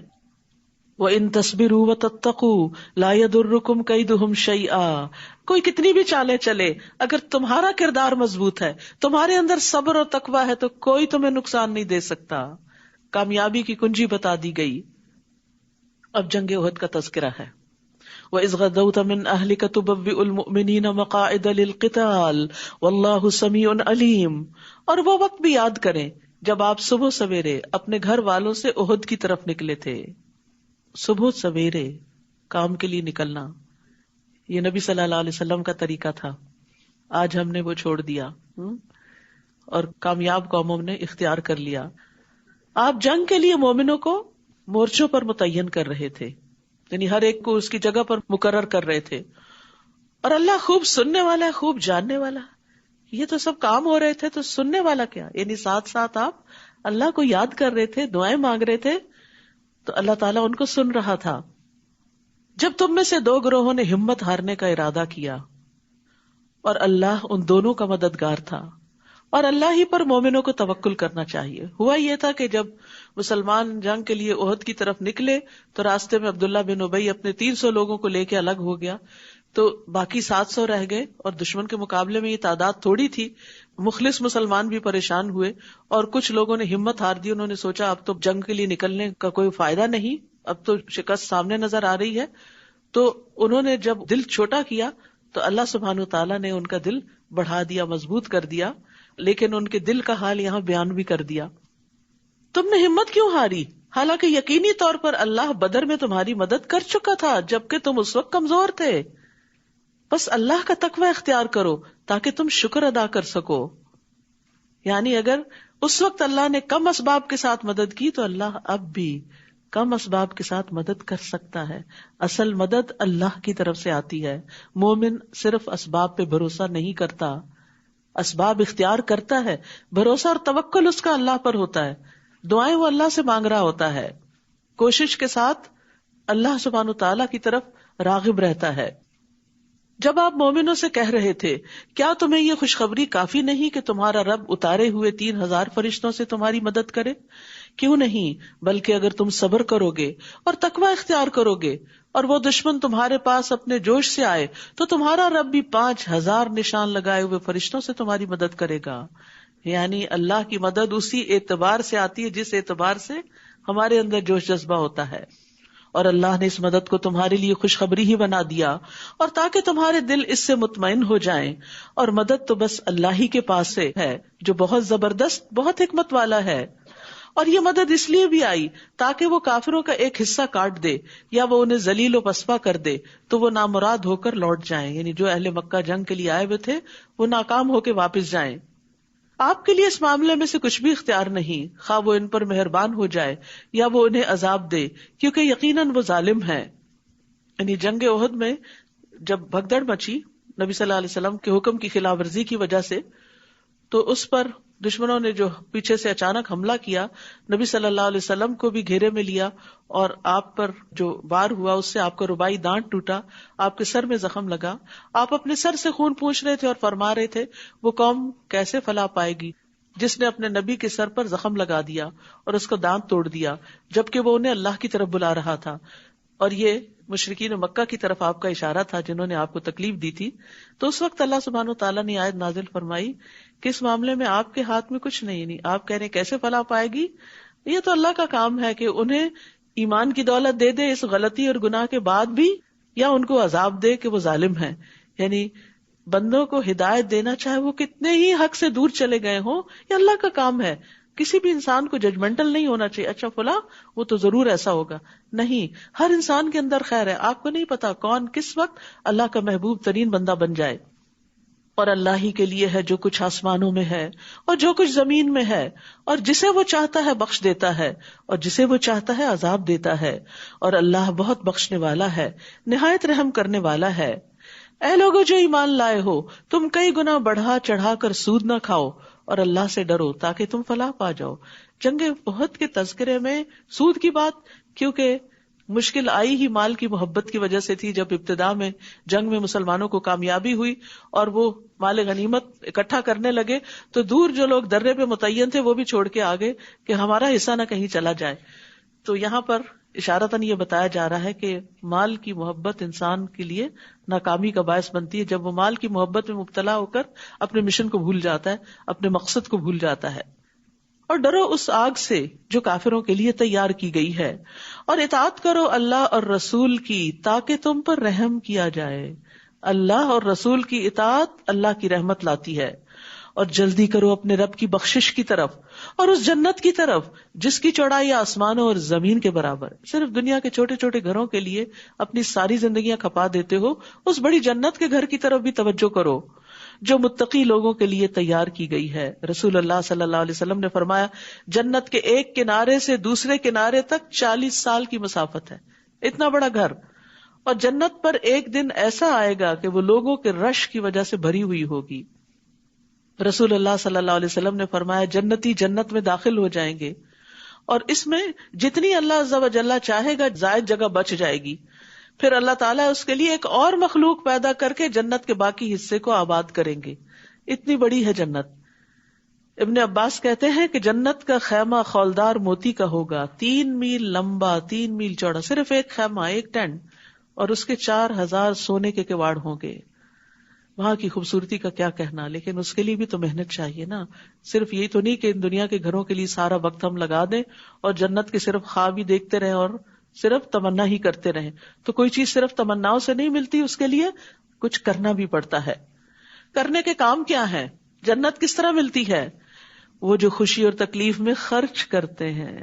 انفاق فی سبیل اللہ کی بات سب سے پہلے آئی کیونکہ مال کی محبت شدید ہوتی ہے، خوشی میں بھی اور تنگی میں بھی. آپ دیکھیے ایک وہ شخص ہوتا ہے جس کے پاس بہت ہوتا ہے، وہ اگر بہت بھی خرچ کر دے تو بہت فرق نہیں پڑتا، ٹھیک ہے، نارمل بات ہے، اچھا ہے، اجر ملے گا. ایک وہ ہے جس کے پاس بہت تھوڑا ہے، اس میں سے وہ تھوڑا سا خرچ کر دیتا ہے، اس کو پرواہ نہیں کہ پہلے ہی تھوڑا ہے، تھوڑا اور نکل گیا، ڈزنٹ میٹر، وہ بھی نارمل ہے. ایک بیچ کا ہے کہ جس کو مالدار ہونے کی امید ہے لیکن خرچ کر کے فقیر ہونے کا بھی ڈر ہے، اس کا خرچ کیا ہوا افضل ترین خرچ ہے.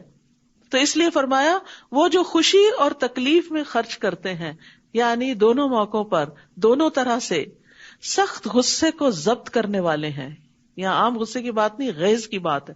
شدید غصے کو کنٹرول کر جاتے ہیں اور لوگوں سے درگزر کرنے والے، معاف کر دیتے ہیں. اور اللہ ایسے محسنوں سے محبت کرتا ہے. ان کے لیے ہیں جنتوں کے باغ، جنہوں نے اپنے آپ کو کنٹرول کیا اور خصوصاً اپنے غصے کو کنٹرول. نبی صلی اللہ علیہ وسلم نے فرمایا جو آدمی اپنے غصے کو نافذ کرنے کے باوجود پی گیا، یعنی جن پہ اس کا غصہ چلتا ہے جیسے بچے وغیرہ، تو ان پہ غصہ کرنے کی بجائے اپنے آپ کو کنٹرول کر کے پھر ان سے بھلے طریقے سے بات کرتا ہے، تو اللہ قیامت کے دن اس کے دل کو امیدوں سے بھر دے گا. جو حشر کا میدان ہوگا، خوف ہوگا ہر طرف، تو وہ بڑا پر امید ہوگا کہ میں نے اللہ کی خاطر اپنا نفس کنٹرول کیا تھا، اپنا غصہ کنٹرول کیا تھا. تو اس طرح اللہ سبحانہ وتعالیٰ اس کو جنت میں داخل کرے گا. ابو درداء کہتے ہیں کہ ایک شخص نے رسول اللہ صلی اللہ علیہ وسلم سے کہا ایسے عمل کی طرف میری رہنمائی کریں جو مجھے جنت میں داخل کر دے. آپ نے فرمایا غصہ نہ کرو، تمہارے لیے جنت ہے. اور ایک جگہ پر 3 بار یہ سوال کیا، 3 بار آپ نے کہا لا تغضب لا تغضب لا تغضب، غصہ چھوڑ دو. اور آپ دیکھیے ہمارے بہت سے معاملات غصے کی وجہ سے ہی خراب ہوتے ہیں. اور کیا خوبیاں ان کے اندر. اور جب ایسے لوگ کوئی فحش کام کرتے ہیں یا اپنے نفسوں پر ظلم کرتے ہیں، یعنی غلطی ہو جاتی ہے، گناہ ہو جاتا ہے، کوئی منہ سے بات ایسی نکل جاتی ہے جو دوسرے کے لیے تکلیف دہ ہوتی ہے، تو فوراً اللہ کو یاد کرتے ہیں، پھر اپنے گناہوں کے لیے معافی مانگتے ہیں. اور کون ہے جو اللہ کے سوا گناہوں کو بخش دے، یعنی جو ڈیمیج ہوتا ہے اس کو فوراً درست کرنے کی کوشش کرتے ہیں. اور وہ اپنے کیے پر اصرار نہیں کرتے، اپنی غلطیوں کو بار بار نہیں دہراتے، پھر ان غلطیوں سے بچنے کی بھی اسٹریٹجی ڈیوائز کرتے ہیں. اللہ سبحانہ وتعالیٰ چاہتا ہے کہ ان ہدایات کا مطلب کیا ہے؟ اس کا مطلب یہ ہے کہ اگر ہم اوپر کے درجے سے ذرا نیچے آئیں تو واپس اوپر ہی جائیں، لڑکتے نہ جائیں. پھر کیونکہ انسان جب ایک گناہ کرتا ہے پھر دوسرا، تو ایک گناہ دوسرے کو کھینچ لاتا ہے اور انسان کے اندر سے حیا نکل جاتی ہے. وہ کہتا ہے میں تو ہوں ہی برا، سو وٹ، میں اور بھی چند برائیاں کر لوں. اور شیطان اس کو کہتا ہے تم نے بخشے تو جانا نہیں، دنیا میں عیش کر لو، اپنی مرضی سے جیو. نہیں، اللہ سبحانہ وتعالیٰ ہمیں جنت کی طرف بلاتا ہے. اگر غلطی ہو گئی، کہیں سے کچھ ڈیمیج ہو گیا، فکس کر لو فوراً. اولئک جزاؤہم مغفرۃ من ربہم وجنات تجری من تحتها الانہار خالدین فیہا ونعم اجر العاملین. ایسے ہی لوگوں کی جزا ان کے رب کی طرف سے بخشش اور جنت کے باغات ہیں. سبحان اللہ. یعنی چھوٹی سی قربانی ہے لیکن اجر بہت بڑا. جن کے نیچے نہریں بہتی ہیں وہ ان میں ہمیشہ رہنے والے ہیں. اور کتنا اچھا اجر ہے عمل کرنے والوں کا. یقیناً تم سے پہلے بھی کئی واقعات گزر چکے ہیں، تو تم زمین میں چل پھر کے دیکھ لو کہ جھٹلانے والوں کا انجام کیسے ہوا. یہ کلام عام لوگوں کے لیے ایک واضح بیان ہے اور متقی لوگوں کے لیے ہدایت اور نصیحت ہے.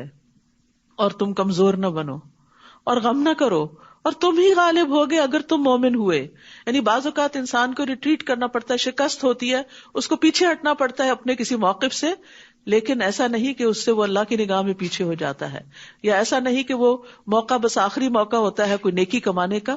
نہیں، پھر دن بدلتے ہیں، پھر حالات بدلتے ہیں، اور کسی بھی موقف میں پیچھے ہٹ جانا انسان کی بلندی کی علامت ہوتی، اس کے بڑے ہونے کی علامت ہوتی ہے. وَأَنْتُمُ الْأَعْلَوْنَ إِن كُنتُم مُؤْمِنِينَ، کیونکہ اللہ دراصل بندوں کا ایمان دیکھتا ہے. تمہیں اگر کوئی زخم لگا ہے تو بدر میں ان لوگوں کو بھی اسی طرح کا زخم لگ چکا ہے، اور ان دنوں کو ہم لوگوں کے درمیان پھیرتے رہتے ہیں. یعنی حالات اور دن ایک جیسے نہیں ہوتے. اور احد میں شکست اس لیے تھی تاکہ اللہ ایمان والوں کو جان لے، یعنی تمہارا امتحان مقصود تھا، اور تم میں سے کچھ کو شہید بنا لے، کیونکہ لوگوں کے اندر جنگ بدر کے بعد بڑا شوق اور ولولہ تھا. لہٰذا جنگ احد میں 70 شہید ہوئے، اور جنگ بدر میں 70 مارے گئے تھے دشمنوں کے، اور 70 قید بھی ہوئے تھے. تو اس اعتبار سے پھر بھی مسلمانوں کا پلہ بھاری تھا. اور اللہ ظالموں سے محبت نہیں رکھتا، اور یہ اس لیے بھی تاکہ اللہ ایمان والوں کو خالص کر دے اور کافروں کو مٹا دے. حقیقت یہ ہے کہ آزمائشیں انسان کو اور پیور کرتی ہیں، چمکاتی ہیں، اس کا سٹیمنا بلڈ کرتی، کیپیسٹی بلڈ ہوتی ہے. انسان بڑے چیلنجز کے لیے تیار ہوتا ہے. جو چھوٹی مشکلات پہ صبر نہ کر سکے وہ بڑی مشکلات پہ صبر نہیں کر سکتا. آپ اوپر نہیں جا سکتے جب تک کہ آپ چھوٹی چھوٹی تکلیف دہ چیزوں کو برداشت کرنے کے عادی نہ ہو، کیونکہ اوپر جانا ایک مشکل کام ہوتا ہے. جو ماؤنٹین کلائمبرز ہوتے ہیں ان سے پوچھئے کہ جتنا اوپر جاتے ہیں جب آکسیجن بھی ختم ہونے لگتی ہے تو اگرچہ منزل تک پہنچنے کا ایک جذبہ اور شوق اور محبت اور ولولہ بھی ہوتا ہے، لیکن جان جانے کا خطرہ بھی ہوتا ہے. اور یہ وہی کر سکتا ہے جو اس سے پہلے اپنے آپ کو اس کے لیے بہت تیار کر چکا ہو. ایک عام انسان کے بس کی بات نہیں ہوتی. تو سابقون اور مقربون کے درجات جو بلند ہوتے ہیں ان کی قربانیاں بھی بڑی ہوتی ہیں. کیا تم سمجھتے ہو کہ تم یوں ہی جنت میں داخل ہو جاؤ گے؟ حالانکہ ابھی تو اللہ نے ان لوگوں کو جانا ہی نہیں کہ کس نے تم میں سے جہاد کیا اور کون صبر کرنے والے ہیں. تمہاری محنتوں کو ابھی دیکھا ہی نہیں. اور جہاد بالنفس بھی ہوتا ہے، جہاد بالمال بھی ہوتا ہے، جہاد بالقلم بھی ہوتا ہے، جہاد بالذات ہر چیز کا، یعنی اپنی عزت کے ساتھ بھی اور اپنے مال اور اپنی جان ہر چیز کے ساتھ ہوتا ہے. اور صبر کرنے والوں کو اللہ نے نہیں جانا، دیکھا نہیں. یعنی اللہ کو تو معلوم ہے لیکن وہ ثابت کرنا چاہتا ہے.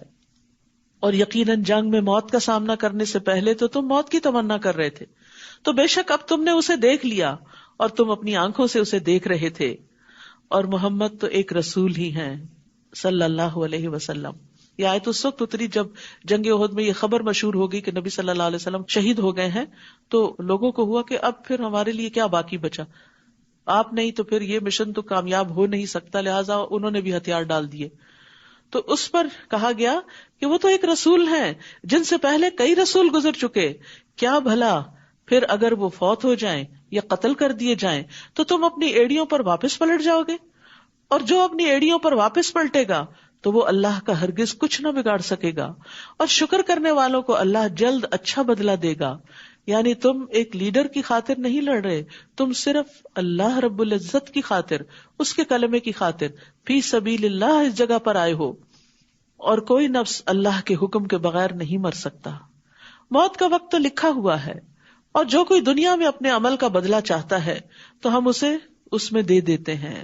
یعنی اگر دنیا کے کسی مقصد کے لیے تم نیکی کے کام کر رہے ہو تو دنیا میں مل جائے گا، اور جو کوئی آخرت میں اپنی کوششوں کا بدلہ چاہتا ہے تو ہم اسے اس میں سے دے دیں گے، اور ہم شکر کرنے والوں کو جلد اچھا بدلہ دیں گے.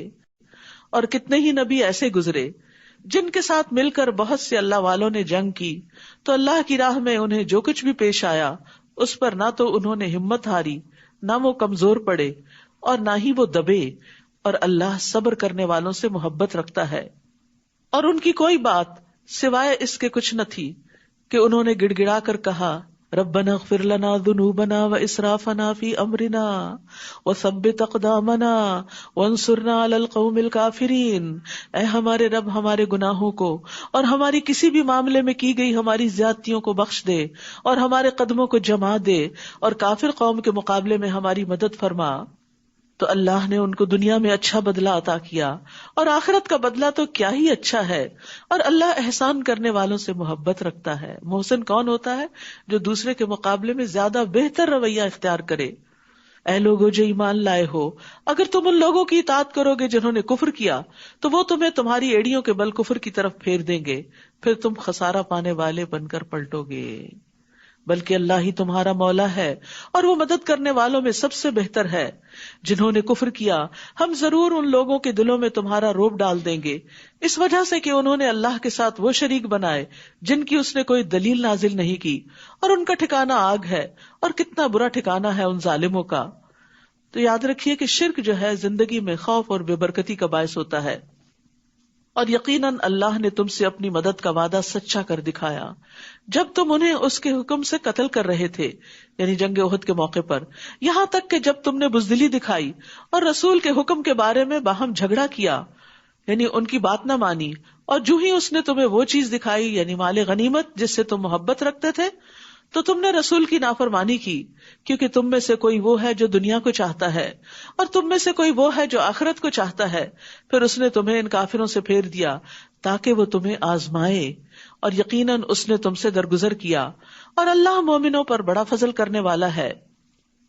اذ تسعدون ولا تلوون علی احد والرسول يدعوكم فی اخراکم، جب تم چڑھے جا رہے تھے یعنی میدان سے بھاگ رہے تھے اور کسی ایک کو بھی مڑ کر نہ دیکھتے تھے، اور رسول تمہیں تمہارے پیچھے سے پکار رہے تھے، تو اس نے تمہیں غم پر غم دیا تاکہ تم اس پر رنج نہ کرو جو تم سے چھن گیا، اور نہ اس مصیبت پر جو تمہیں پہنچی، اور جو تم عمل کرتے ہو اللہ اس کی خوب خبر رکھنے والا ہے۔ تو اس سے یہ پتہ چلتا ہے کہ اللہ بندوں سے چاہتا ہے کہ وہ دنیا کے نقصانات پر غم نہ کریں، اسی لیے وہ بعض اوقات غم پہ غم ڈالتا ہے تاکہ بندہ غم سہنے کا ایسا عادی ہو کہ پھر پرواہ نہ کرے۔ غم انسان کے لیے تنگی پیدا کرتا ہے، اور پھر غم انسان کو کبھی مفید کاموں سے روک بھی لیتا ہے، یعنی غم کے مارے وہ اچھے کام نہیں کر سکتا۔ غم کی وجہ سے انسان کے اندر نفسیاتی گرہیں بھی لگ جاتی ہیں، تو اس لیے بہتر یہی ہوتا ہے کہ انسان اس کو جھٹک دے اور شرح صدر اختیار کرے، اپنے نفس کو اللہ کی مدد سے دعا کے ساتھ خوش رہنے کا عادی بنائے، کیونکہ اگر انسان کا سینہ کھلا ہوگا، دل میں وسعت ہوگی، فراخی ہوگی، تو راحت پائے گا، اللہ کا حکم سمجھے گا اور سمجھانے کے قابل بھی ہوگا اور نیکیوں میں آگے بڑھے گا۔ لیکن اگر وہ غم کی وجہ سے گھٹا رہا تو نیکی کے بہت سے مواقع ہاتھ سے چلے جائیں گے۔ اور یہاں اس چیز کی بھی تعلیم دی گئی کہ جو چیز چھوٹ جائے اس پر بھی غم نہیں کرنا چاہیے۔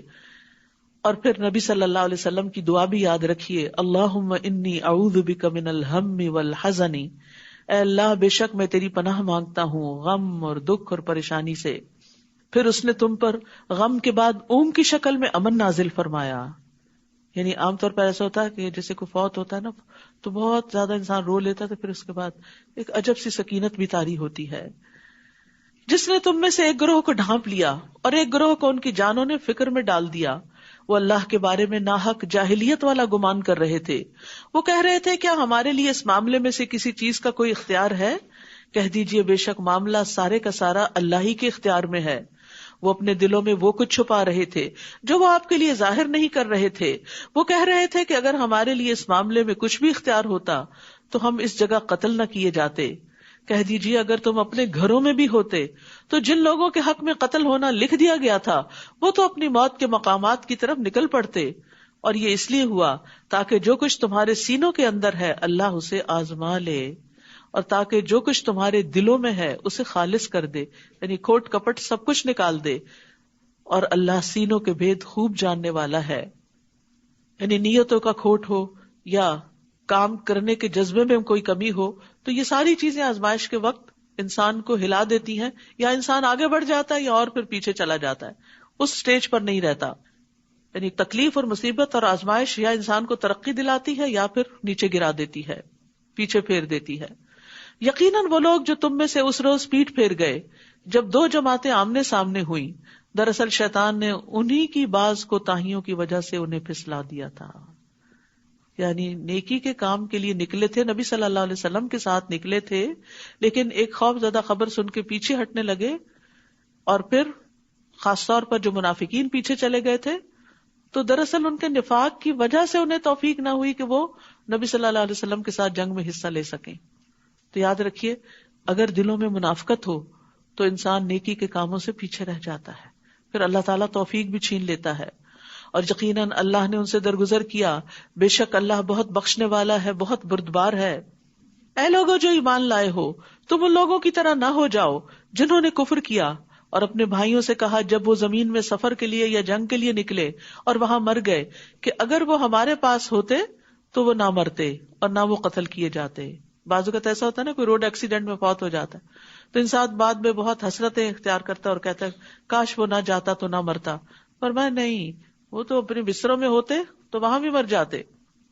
یہ اس لیے کہ اللہ اس بات کو ان کے دلوں میں حسرت بنا دے، اور اللہ ہی زندگی دیتا ہے اور وہی موت دیتا ہے، اور جو کچھ تم کرتے ہو اللہ اسے خوب دیکھنے والا ہے. اور البتہ اگر تم اللہ کے راستے میں قتل کیے جاؤ یا مر جاؤ تو اللہ کی طرف سے بخشش اور رحمت اس سے کہیں بہتر ہے جو دنیا میں وہ جمع کر رہے ہیں. یعنی اگر اللہ کے راستے میں موت آ بھی گئی تو کیا ہوا، آگے بہترین منزلیں ہیں، دنیا سے بہتر ٹھکانے ہیں. اور البتہ اگر تم مر جاؤ یا قتل کیے جاؤ تو اللہ ہی کی طرف تم سب اکٹھے کیے جاؤ گے. پس اے نبی، اللہ ہی کی رحمت کے باعث آپ ان کے لیے نرم خو ہو گئے، اور اگر آپ تند خو ہوتے، سنگ دل ہوتے، سخت دل ہوتے تو یہ ضرور آپ کے آس پاس سے منتشر ہو جاتے. بس آپ ان سے درگزر کیجئے اور ان کے لیے بخشش مانگیے اور ان سے اہم معاملات میں مشورہ کیجئے. پھر جب آپ کسی کام کا پختہ ارادہ کر لیں تو اللہ پر توکل کریں، بے شک اللہ توکل کرنے والوں سے محبت رکھتا ہے. یاد رکھیے، ایک داعی اور ایک لیڈر کے اندر جو بیسک کوالٹیز ہونی چاہیے، رحمت، نرمی، تواضع اور کندھے جھکا دینا، اور ساتھیوں کے لیے دعا کرنا، ان کی فکر کرنا. نرمی کاموں کو خوبصورت بنا دیتی ہے. نبی صلی اللہ علیہ وسلم نے فرمایا، بے شک نرمی جس چیز میں بھی ہوتی ہے اس کو زینت بخش دیتی ہے، اور جس چیز سے نکال دی جاتی ہے اسے بدصورت کر دیتی ہے. نرمی گھرانوں کو فائدہ دیتی ہے. رسول اللہ صلی اللہ علیہ وسلم نے فرمایا، جس گھرانے کو نرمی عطا کی گئی تو وہ ان کے لیے فائدے کا باعث ہے، اور جن سے نرمی روک دی گئی تو وہ ان کے لیے نقصان کا باعث ہے. یعنی جن گھروں میں نرمی نہیں ہوتی آپس میں ایک دوسرے کے لیے، وہاں نقصان ہی نقصان ہے.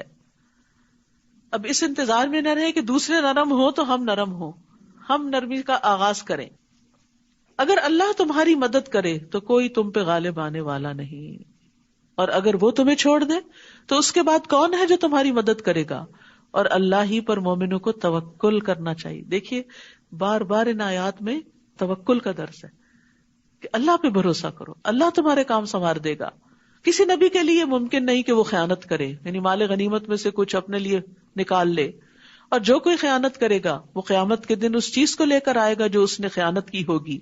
پھر ہر نفس کو اس کی کمائی کا پورا پورا بدلہ دے دیا جائے گا اور وہ ظلم نہ کیے جائیں گے. کیا بھلا وہ جو ہمیشہ اللہ کی رضا کی پیروی کرے اس کی طرح ہو سکتا ہے جو ہمیشہ اللہ کی ناراضگی کے ساتھ پلٹے اور اس کا ٹھکانہ جہنم ہو، اور کتنی بری ہے وہ لوٹنے کی جگہ. ہم درجات عند اللہ واللہ بصیر بما یعملون. وہ اللہ کے نزدیک مختلف درجوں میں ہیں، اور جو عمل وہ کرتے ہیں اللہ اس کو خوب دیکھنے والا ہے. لقد من اللہ علی المؤمنین اذ بعث فیہم رسولا من انفسہم یتلو علیہم آیاتہ ویزکیہم ویعلمہم الکتاب والحکمہ وان کانوا من قبل لفی ضلال مبین. یقیناً اللہ نے مومنوں پر احسان کیا. اللہ کا بہت بڑا انعام ہے، مہربانی ہے، رحمت ہے جب انہی میں سے ایک رسول ان میں بھیجا، یعنی انہی کی قوم کے اندر سے رسول اٹھایا. وہ ان پر اللہ کی آیات پڑھ کر سناتا ہے، یعنی قرآن کی تلاوت کرتا ہے اور ان کا تزکیہ کرتا ہے. یعنی ان کے دلوں کے میل کچیل تک بھی نکالتا ہے، ان کے اخلاق سنوارتا ہے. انما بعثت لاتمم مکارم الاخلاق، کہ میں اخلاق کی تکمیل کے لیے بھیجا گیا ہوں. اور انہیں کتاب و حکمت کی تعلیم دیتا ہے، اور یقیناً اس سے پہلے وہ کھلی گمراہی میں مبتلا تھے. تو یاد رکھیے یہ چاروں چیزیں ساتھ ساتھ چلتی ہیں، تلاوت کتاب، تعلیم کتاب اور حکمت کے ساتھ ساتھ تزکیہ بھی، کیونکہ جب تک تزکیہ نہ ہو، اصلاح نہ ہو، تو تعلیم کا مقصد فوت ہو جاتا ہے. کیا احد میں جب تمہیں ایک مصیبت پہنچی، حالانکہ تم بدر میں اس سے دگنی پہنچا چکے تھے، تو تم کہنے لگے یہ کہاں سے آئی؟ کہہ دیجئے وہ تمہارے ہی نفسوں کی جانب سے ہے. بے شک اللہ ہر چیز پر خوب قدرت رکھنے والا ہے. اور جو مصیبت تمہیں اس روز پہنچی جب دو جماعتیں آمنے سامنے ہوئیں، تو وہ اللہ کے اذن سے تھی، کیونکہ مسلمان حیران ہو گئے کہ اللہ کے رسول ہمارے ساتھ ہیں اور ہم اللہ کی خاطر نکلے ہیں، تو یہ نقصان کیسے ہو گیا؟ کیونکہ بعض اوقات آپ کہتے ہیں نا میں تو دین کے کام کے لیے نکلی تھی، تو نقصان کیوں ہو گیا؟ تو یہ بھی اللہ کے اذن سے ہی ہوتا ہے، اور تاکہ وہ ایمان والوں کو جان لے. وہ پرکھنا چاہتا ہے کہ کون پھر بھی استقامت اختیار کرتا ہے اور کون اس رستے میں چھوٹے موٹے نقصان سے بددل ہو کے پیچھے پلٹ جاتا ہے، اور تاکہ وہ لوگوں کو بھی جان لے جنہوں نے منافقت کی، یعنی منافقوں کو الگ کرنا بھی چاہتا ہے. اور جب انہیں کہا گیا کہ آؤ اللہ کے راستے میں جنگ کرو یا دفاع ہی کرو، تو کہنے لگے اگر ہم جنگ کرنا جانتے ہوتے تو ضرور ہم تمہاری پیروی کرتے، تمہارے ساتھ آتے. وہ اس دن ایمان کی بنسبت کفر کے زیادہ قریب تھے، کیونکہ ایمان والوں کا ساتھ نہیں دیا تھا. وہ اپنے منہوں سے وہ کچھ کہہ رہے تھے جو ان کے دلوں میں نہیں تھا، اور اللہ اس کو زیادہ جانتا ہے جو وہ چھپاتے تھے.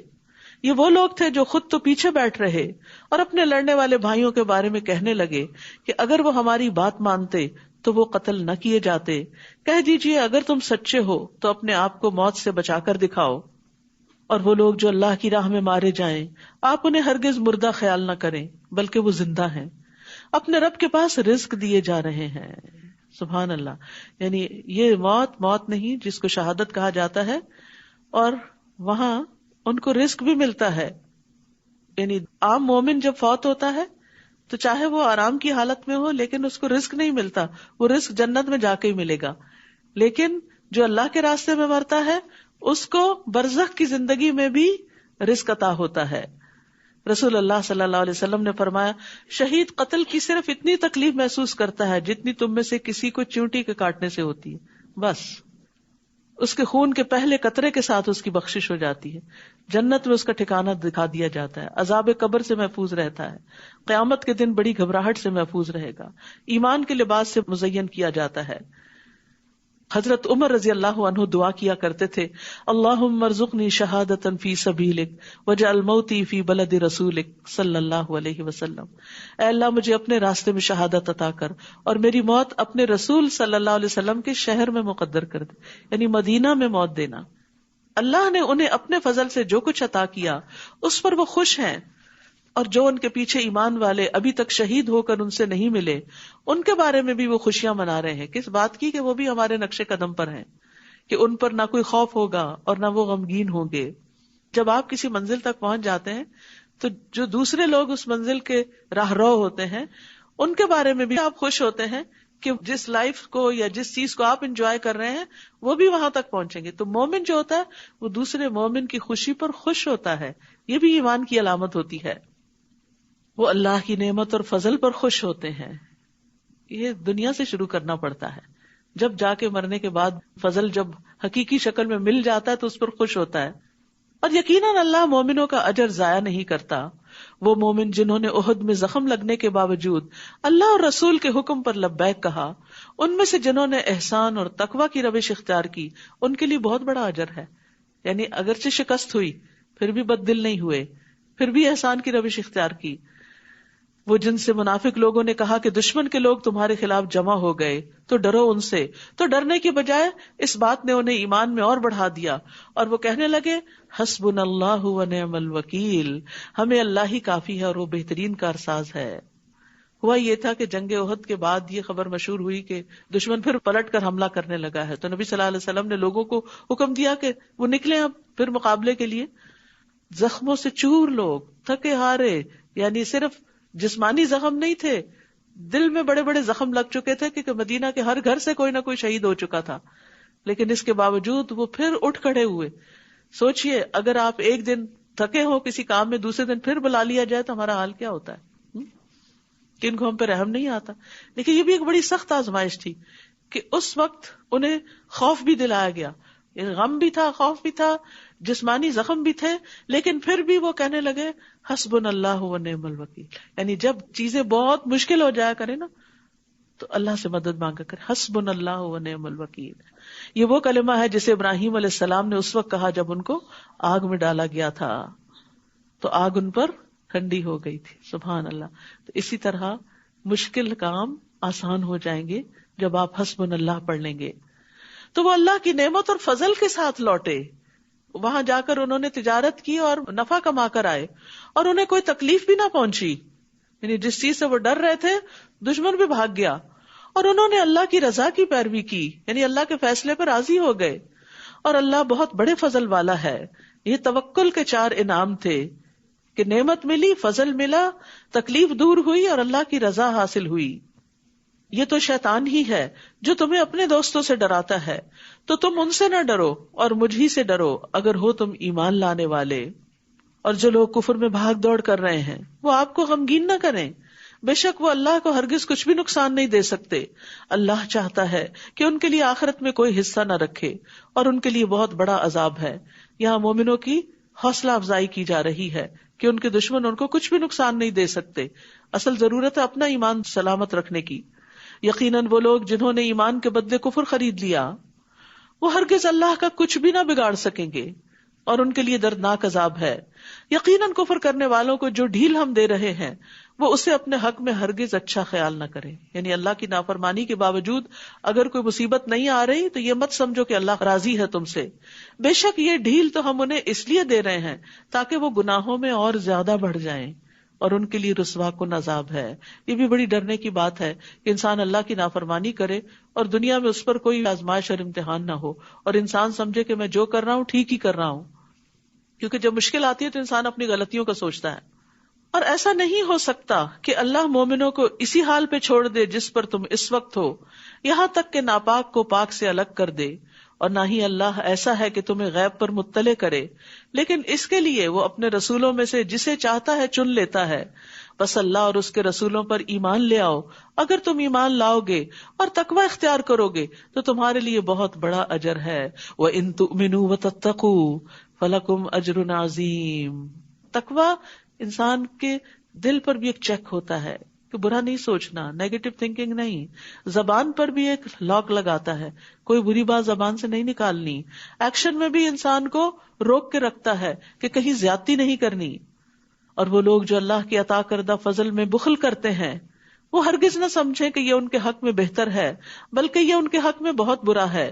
قیامت کے دن وہ ضرور اسی چیز کے ساتھ توق پہنائے جائیں گے جس میں انہوں نے بخل کیا. اور آسمانوں اور زمین کی میراث اللہ ہی کے لیے ہے، اور جو تم عمل کرتے ہو اللہ اس سے خوب باخبر ہے. یقیناً اللہ نے ان لوگوں کی بات سن لی جنہوں نے کہا کہ اللہ فقیر ہے اور ہم غنی ہیں، ہمارے پاس بہت مال ہے. اللہ خود نہیں دیتا، ہم سے دلواتا ہے، نعوذ باللہ.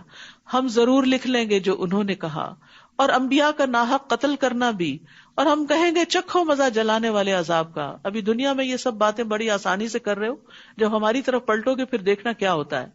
یہ عذاب اس وجہ سے ہے جو تمہارے ہاتھوں نے آگے بھیجا، تمہاری اپنی کمائی ہے. بے شک اللہ بندوں پہ قطعاً ظلم کرنے والا نہیں. وہ لوگ جنہوں نے کہا کہ اللہ نے ہم سے عہد لے رکھا ہے کہ ہم کسی رسول پر ایمان نہ لائیں یہاں تک کہ وہ ہمارے پاس ایسی قربانی لے آئے جسے آگ کھا لے. کہہ دیجئے تمہارے پاس مجھ سے پہلے کئی رسول واضح نشانیاں لا چکے، اور وہ نشانی بھی لائے جو تم کہہ رہے ہو. پھر اگر تم اپنی بات میں سچے ہو تو تم نے انہیں قتل کیوں کر ڈالا؟ اب بھی اگر وہ آپ کو جھٹلائیں تو یقیناً آپ سے پہلے کئی رسول جھٹلائے گئے جو واضح دلائل اور صحیفے اور روشن کتاب لائے تھے. کل نفس ذائقۃ الموت، ہر نفس موت کا ذائقہ چکھنے والا ہے. ایک نہ ایک دن موت ہر ایک پہ آنے والی ہے. اور بے شک تم قیامت کے دن اپنے اعمال کے اجر پورے پورے دیے جاؤ گے. لہذا یہ وقت ہے کچھ کرنے کا. تو جو کوئی آگ سے دور کیا گیا اور جنت میں داخل کر دیا گیا تو یقیناً وہ کامیاب ہوا. تو اصل کامیابی کیا ہے؟ فمن زحزح عن النار وادخل الجنہ، آگ سے بچنا اور جنت میں داخل ہو جانا. وما الحیاۃ الدنیا الا متاع الغرور، اور دنیا کی زندگی تو محض دھوکے کا سامان ہے جس کے پیچھے تم بھاگ رہے ہو یہ کام آنے والی نہیں. خوش بخت وہ ہے جس کی موت اس کی رب کی رضا میں آئے، اور دھوکے میں وہ ہے جو دنیا کے سامان پر اور دنیا کی دولت پر انحصار کر کے بیٹھا ہو، جو دنیا کے ذریعے دھوکے میں ڈالا گیا ہو. یاد رکھیے رسول اللہ صلی اللہ علیہ وسلم نے فرمایا جنت میں ایک کوڑا رکھنے کی جگہ دنیا اور جو کچھ اس میں ہے سب سے بہتر ہے. تم اپنے مالوں اور جانوں میں ضرور بضرور آزمائے جاؤ گے، اور تم اپنے سے پہلے اہل کتاب اور شرک کرنے والوں سے یقیناً بہت سی اذیت کی باتیں سنو گے. یعنی جب تم دین پر چلو گے تو تمہیں بہت سی مخالفت کا سامنا کرنا پڑے گا. اس موقع پر کرنا کیا ہے؟ تم بھی بس زبانی شروع کر دو، تم بھی جوابی کچھ الزام لگانے شروع کر دو؟ نہیں. وَإِن تَصْبِرُوا وَتَتَّقُوا، اگر تم صبر کرو اور تقوی اختیار کرو تو یقیناً یہ بہت ہمت کے کاموں میں سے ہے. تو بڑے دل والے ہی بڑی ہمتیں کیا کرتے ہیں اور پھر بڑے درجات پاتے ہیں. تو یاد رکھیے اللہ سبحانہ وتعالیٰ نے یہاں آگاہ کر دیا کہ اپنے آپ کو تکلیف کے لیے تیار رکھو. دین پر چلنا آسان نہیں، رکاوٹیں مشکلیں آئیں گی اور ہر ایک پر آزمائش آتی ہے. رسول اللہ صلی اللہ علیہ وسلم نے فرمایا سب سے سخت آزمائش انبیاء پر، پھر صالحین پر، پھر درجہ بدرجہ عام لوگوں پر، اور انسان پر آزمائش اس کے دین کے اعتبار سے ہی آتی ہے. دین میں پختگی ہو تو آزمائش میں اضافہ کر دیا جاتا ہے، کمزوری ہو تو آزمائش کم کر دی جاتی ہے. تو اللہ کی طرف سے آنے والی آزمائش پر ناراض نہیں ہونا چاہیے. جو راضی رہتا ہے اس حال میں بھی اللہ اس سے راضی ہو جاتا ہے، اور جو ناراض ہوتا ہے اللہ تعالیٰ اس سے ناراض ہو جاتا ہے. اور جب اللہ نے اہل کتاب سے پختہ عہد لیا کہ تم ضرور اسے سب لوگوں کے لیے بیان کرو گے اور تم اسے چھپاؤ گے نہیں، تو انہوں نے اس عہد کو پس پش ڈال دیا اور اسے تھوڑی قیمت میں بیچ ڈالا. تو کتنا برا ہے جو وہ بدلے میں لے رہے ہیں. آپ ہرگز ان لوگوں کو کامیاب خیال نہ کریں جو اپنے کیے ہوئے کاموں پر خوش ہوتے ہیں اور وہ چاہتے ہیں کہ ان کاموں پر بھی ان کی تعریف کی جائے جو انہوں نے کیے ہی نہیں. یہ بھی منافقین کی علامت ہے کہ کام نہ کرنا اور کریڈٹ خود لینے کی کوشش کرنا، یعنی کسی کی محنت پر تعریف چاہنا. تو آپ ہرگز انہیں عذاب سے نجات پانے والا خیال نہ کریں، اور ان کے لیے دردناک عذاب ہے. یعنی اللہ کو سب پتا ہے کہ کون کس وقت کس اخلاص کے ساتھ کیا محنت کر رہا ہے. اور آسمانوں اور زمین کی بادشاہت اللہ ہی کے لیے ہے، اور اللہ ہر چیز پر پوری قدرت رکھنے والا ہے. اور پھر یہاں سے شروع ہوتی ہے سورت آل عمران کی آخری آیات. رسول اللہ صلی اللہ علیہ وسلم نے فرمایا آج رات مجھ پر چند آیات نازل ہوئی ہیں، اس آدمی کے لیے ہلاکت ہے جس نے ان کو پڑھا لیکن ان میں غور و فکر نہیں کیا. نبی صلی اللہ علیہ وسلم تہجد کے وقت وضو کرنے سے پہلے ان آیات کو پڑھا کرتے تھے. کیا ہے یہ آیات؟ ان فی خلق السماوات والارض واختلاف اللیل والنہار لآیات لأولی الالباب. بے شک آسمانوں اور زمین کی تخلیق میں اور دن اور رات کی آمد و رفت میں عقل والوں کے لیے بہت سی نشانیاں ہیں، تاکہ وہ اس میں غور و فکر کریں اور ان نشانیوں کو پائیں اور ان کے ذریعے اللہ تک پہنچیں. کون ہے یہ عقل مند؟ الذین یذکرون اللہ قیاما وقعودا وعلی جنوبہم، جو کھڑے اور بیٹھے اور اپنے پہلوؤں پر لیٹے اللہ کو یاد کرتے ہیں، اور وہ آسمانوں اور زمین کی تخلیق میں غور و فکر کرتے ہیں. یعنی وہ صرف ذکر نہیں کرتے، وہ فکر بھی کرتے ہیں، وہ یہ سب دیکھتے ہیں، کہتے ہیں اے ہمارے رب تو نے یہ سب کچھ بے مقصد نہیں پیدا کیا. یہ اتنا بڑا آسمان، یہ زمین، اس میں رنگ رنگ کی چیزیں جو پیدا کی اور زمین پیدا کرتی چلی جا رہی ہے، اور یہ طرح طرح کے انسان اور ان کی عقلیں اور ان کے کام، یہ سب کچھ ایسے بے مقصد نہیں ہو سکتا. تو پاک ہے کہ کوئی بے مقصد کام کرے، بس ہمیں آگ کے عذاب سے بچا لے. تو یہاں ذکر کو غور و فکر پر مقدم رکھا گیا ہے. ام درداء سے پوچھا گیا ابو درداء اکثر کیا کرتے تھے؟ وہ کہتی ہیں وہ اکثر سوچوں میں غرق رہتے تھے، یعنی غور و فکر زیادہ کرتے تھے. لیکن یاد رکھیے غور و فکر کرنے کے لیے خاموشی بھی ضروری ہوتی. ہر وقت باتیں کرنے والا غور و فکر نہیں کر سکتا. جو کسی کی بات توجہ سے سنے ہی نہ، وہ کیا غور و فکر کرے گا؟ ان سے پوچھا گیا آپ کا کیا خیال ہے، کیا غور و فکر کرنا اعمال میں سے ایک عمل ہے، یہ کوئی نیکی کا کام ہے؟ انہوں نے کہا ہاں یہ ایک یقین ہے، یعنی یہ ایسا عمل ہے جس کے ذریعے یقین حاصل ہوتا ہے. اور علم کے ساتھ جب یقین حاصل ہو جاتا ہے، چاہے اللہ تعالیٰ کی ذات کے بارے میں یقین ہو یا کسی اور چیز کے بارے میں، تو جب یقین حاصل ہو جاتا ہے تو انسان کے عمل میں اضافہ ہوتا ہے. ابن عون کہتے ہیں غور و فکر کرنے سے غفلت ختم ہو جاتی ہے، دل میں خشیت پیدا ہوتی ہے، جیسا کہ پانی کاشتکاری کے لیے نباتات اگاتا ہے، اسی طرح جتنا غم دلوں کو چمکاتے ہیں اتنا کوئی اور چیز دلوں کو نہیں چمکاتی، اور جتنا غور و فکر سے دل روشن ہوتے ہیں اتنا کسی اور چیز سے روشن نہیں ہوتے.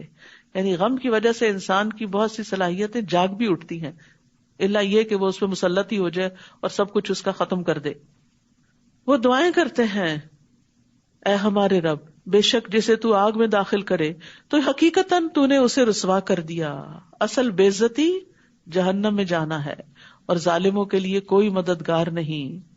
یہ دیکھیے یہاں ساری دعائیں ربنا سے شروع ہوں گی. اب اے ہمارے رب، ہم نے ایک پکارنے والے کو سنا جو ایمان کی طرف پکار رہا تھا کہ تم اپنے رب پر ایمان لے آؤ، تو ہم ایمان لے آئے. اے ہمارے رب، ہمارے لیے ہمارے گناہوں کو بخش دے اور ہم سے ہماری برائیوں کو دور کر دے اور ہمیں نیک لوگوں کے ساتھ فوت کر. اے ہمارے رب، اور ہمیں وہ عطا کر دے جس کا تو نے اپنے رسولوں سے ہم سے وعدہ کیا تھا، اور تو ہمیں قیامت کے دن رسوا نہ کرنا، یعنی جہنم سے بچانا، بے شک تو اپنے وعدے کے خلاف نہیں کرتا. فاستجاب لهم ربهم، تو ان کے رب نے ان کی دعا قبول کر لی. تو یہ دعائیں مانگنی چاہیے، یہ قبولیت والی دعائیں ہیں کہ میں تم میں سے کسی عمل کرنے والے کے عمل کو ضائع نہیں کروں گا، خواہ مرد ہو یا عورت، نو ڈسکریمنیشن، کوئی جینڈر ڈسکریمنیشن نہیں. جو بھی اچھا کام کرے گا اس کو بدلہ ملے گا. تم میں سے باز ہی سے ہیں تو وہ لوگ جنہوں نے ہجرت کی اور جو اپنے گھروں سے نکالے گئے اور میرے راستے میں ستائے گئے، انہوں نے جنگ کی اور وہ مارے گئے، البتہ میں ضرور ان سے ان کی برائیاں دور کر دوں گا اور میں ضرور انہیں ایسے باغات میں داخل کروں گا جن کے نیچے نہریں بہ رہی ہوں گی.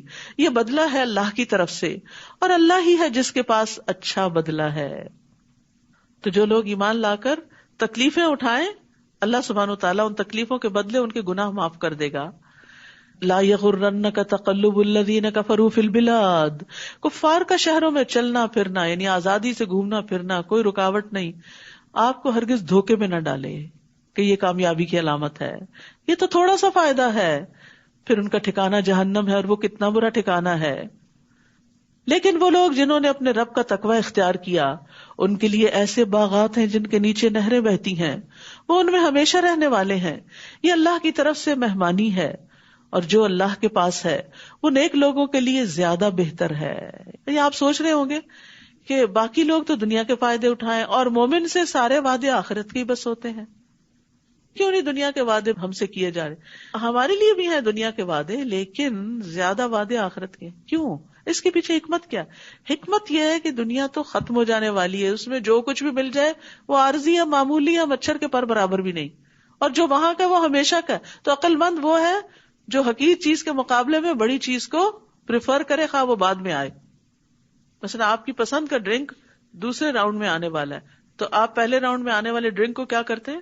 چھوڑ دیتے ہیں کہ میں زیادہ اچھا والا لوں گا.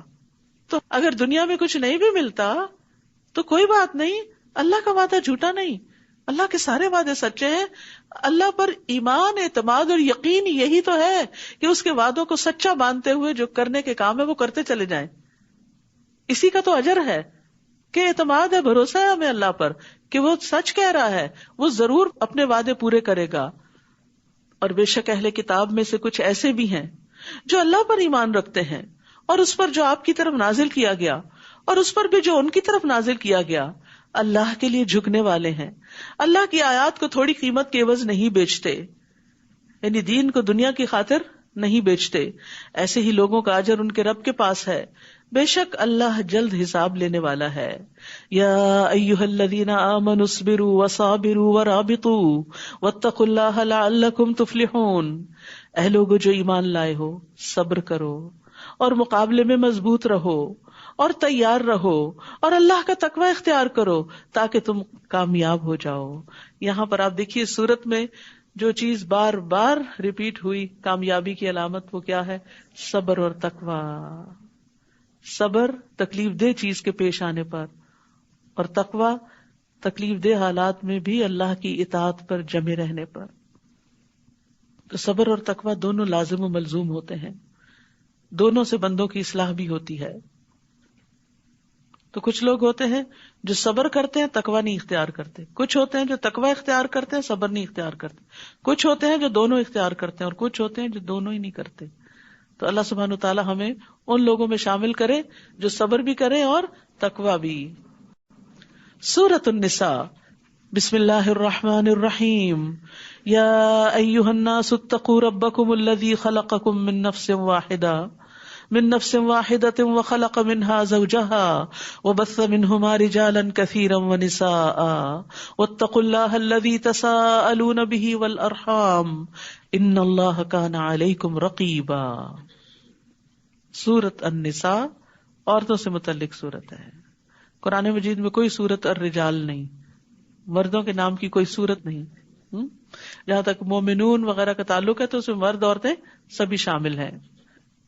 اے لوگو ڈرو اپنے رب سے جس نے تمہیں ایک جان سے پیدا کیا یعنی آدم علیہ السلام سے، اور اسی سے اس کا جوڑا بنایا یعنی حوا کو انہی سے پیدا کیا، اور ان دونوں سے بہت سے مرد اور عورتیں دنیا میں پھیلا دیے.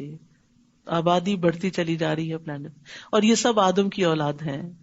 اور اللہ سے ڈرو جس کے واسطے سے تم ایک دوسرے سے سوال کرتے ہو، اپنے حقوق مانگتے ہو، اور رشتوں کو کاٹنے سے بھی ڈرو، بے شک اللہ تم پر نگران ہے. تو یاد رکھیے اپنے اوپر رب کا تقوی لازم کر لینا چاہیے. تقوی ہر کام کی بنیاد ہے. آپ صلی اللہ علیہ وسلم نے ابو سعید خدری سے کہا تھا میں تجھے اللہ سے تقوی کی وصیت کرتا ہوں کیونکہ وہ ہر نیکی کی جڑ ہے. تقوی ہوگا تو عورتوں کے حقوق بھی ملیں گے، تقوی ہوگا تو یتیموں کے حقوق بھی ملیں گے، کمزوروں کے حقوق بھی ملیں گے، تمام انسانوں کے ساتھ خیر خواہی کی جائے گی. وَآتُوا الْيَتَامَىٰ أَمْوَالَهُمْ اور یتیموں کے مال ان کے حوالے کر دو یعنی جب وہ بالغ ہو جائیں. اور تم اپنے ناپاک مال کو ان کے عمدہ مال سے تبدیل نہ کرو یعنی اپنا گھٹیا مال ان کے اچھے مال سے مت بدل لو. یعنی ان کو وراثت میں جو کچھ ملا ہے اگر تم اس کے ذمہ دار ہو یعنی اس کی حفاظت کر رہے ہو تو یہ نہیں کہ اپنی خراب چیزیں ان کے مال میں رکھ دو اور ان کی اچھی چیزیں اپنے مال میں بدلے میں رکھ لو. اور نہ ان کے مال کو اپنے مال کے ساتھ ملا کے کھا جاؤ کہ پتہ ہی نہ چلے کسی کو. یقیناً یہ بہت بڑا گناہ ہے. اور اس سے کون بچے گا کہ یتیم کا مال نہ کھائے اور اس کی حفاظت کرے جب تک بڑا ہو جائے پھر اس کے حوالے کرے؟ وہی جس کے اندر تقویٰ ہے، جو اللہ سے ڈرتا ہے. رسول اللہ صلی اللہ علیہ وسلم نے فرمایا اپنے یا کسی دوسرے کے یتیم بچے کی پرورش کرنے والا میں اور جنت میں وہ اس طرح ہوں گے بشرطے کہ وہ اللہ سے ڈرتا ہو. تو امام مالک نے شہادت والی اور درمیانی انگلی سے اشارہ کر کے بتایا کہ ساتھ ساتھ ہوں گے. تو اب وہ عورتیں جو یتیم بچے پالتی ہیں وہ بھی اس حکم میں شامل ہیں. اور اگر تمہیں خوف ہو کہ تم یتیم لڑکیوں سے انصاف نہ کر سکو گے تو دوسری عورتوں میں سے جو تمہیں پسند آئیں 2 اور 3 اور 4 سے نکاح کر لو. پھر اگر تمہیں ڈر ہو کہ تم ان کے درمیان عدل نہ کر سکو گے تو ایک ہی سے نکاح کافی ہے. یعنی ایک رخصت دی گئی بوقت ضرورت لیکن عدل کی شرط کے ساتھ، اور واضح بتا دیا گیا کہ اگر عدل نہیں کر سکتے تو پھر ایک ہی، یا تمہارے دائیں ہاتھ جن عورتوں کے مالک ہوئے یہ زیادہ قریب ہے کہ تم ایک طرف مائل نہ ہو جاؤ. اور عورتوں سے نکاح کرتے وقت ان کے مہر خوش دلی سے ادا کیا کرو. اور پھر اگر وہ اپنی طرف سے کوئی چیز تمہارے لیے مہر میں سے چھوڑ دیں، ایز اے گفٹ تمہیں واپس کر دیں، تو اسے خوش مزہ اور خوشگوار سمجھ کر کھاؤ پیو. یعنی بیوی کا گفٹ جو ہے اسے خوشی سے قبول کرو، حقیر نہ سمجھو. اور تم نادان یعنی یتیم بچوں کو اپنے مال مت دو. جب بچے چھوٹے ہونے اپنی منی مینجمنٹ نہ آتی ہو تو ان کے حوالے مت کرو. جنہیں اللہ نے تمہارے لیے قیام زندگی کا ذریعہ بنایا ہے، یعنی مال جو ہے وہ زندگی کو قائم رکھنے کا ذریعہ ہے، ضروریات پوری کرنے کا. اور انہیں تم اس میں سے کھلاؤ اور پہناؤ اور ان سے اچھی بات کہتے رہے. جب وہ مطالبہ کریں، جب وہ غصے کا اظہار کریں، دے دیں ہمارے مال، ہم بس خود ہی اس کو دیکھ لیں گے، تو ان کو پیار سے سمجھاتے رہو، ان کی ضروریات اس میں سے پوری کرتے رہو، لیکن اس وقت ان کے حوالے کرو جب وہ سمجھدار ہو چکے ہوں. ایک حدیث کے مطابق ناسمجھ کو مال دینے والے کی دعا قبول نہیں ہوتی. اور یتیموں کو آزماتے رہو یہاں تک کہ جب وہ نکاح کی عمر کو پہنچ جائیں یعنی میچور ہو جائیں. پھر اگر تم ان میں سمجھ بوجھ پاؤ تو ان کے مال ان کے حوالے کر دو. اور تم ان کے مال اسراف اور جلدی کرتے ہوئے مت کھاؤ اس ڈر سے کہ وہ بڑے ہو جائیں گے اور پھر ان کو دینا پڑے گا. اور جو کوئی تم میں سے مالدار ہو تو اسے یتیموں کے مال سے بچنا چاہیے، یعنی ان کے مال میں سے بطور اجرت نہ لے. اور جو مالی طور پر محتاج ہو اسے چاہیے کہ وہ معروف طریقے سے کھائے، یعنی اپنا محنت کا حق وصول کر لے. لیکن محتاط طریقے سے. پھر جب تم ان کے مال ان کے سپرد کرو تو ان پر گواہ ٹھہرا لو، اور حساب لینے کے لیے اللہ کافی ہے. مردوں کے لیے اس ورثے میں سے ایک حصہ ہے جو والدین اور قریبی رشتہ دار چھوڑ جائیں، اور عورتوں کے لیے بھی ایک حصہ ہے اس ورثے میں سے جو والدین اور قریبی رشتہ دار چھوڑ جائیں، چاہے وہ رسول اللہ صلی اللہ علیہ وسلم کا دور جاہلیت ہو یا آج کا معاشرہ ہو. عورتوں کے حقوق مارے جاتے ہیں، اور خاص طور پر ان کو وراثت میں سے نہیں دیا جاتا کہ ان کی شادی پہ اتنا خرچ ہو گیا تھا، ان کی تعلیم پہ اتنا خرچ کر دیا تھا، اب باقی سب کچھ بیٹوں کا ہے. نہیں، عورتیں یعنی لڑکیاں بھی اس میں شریک ہیں جو والدین اور قریبی رشتہ دار چھوڑ جائیں.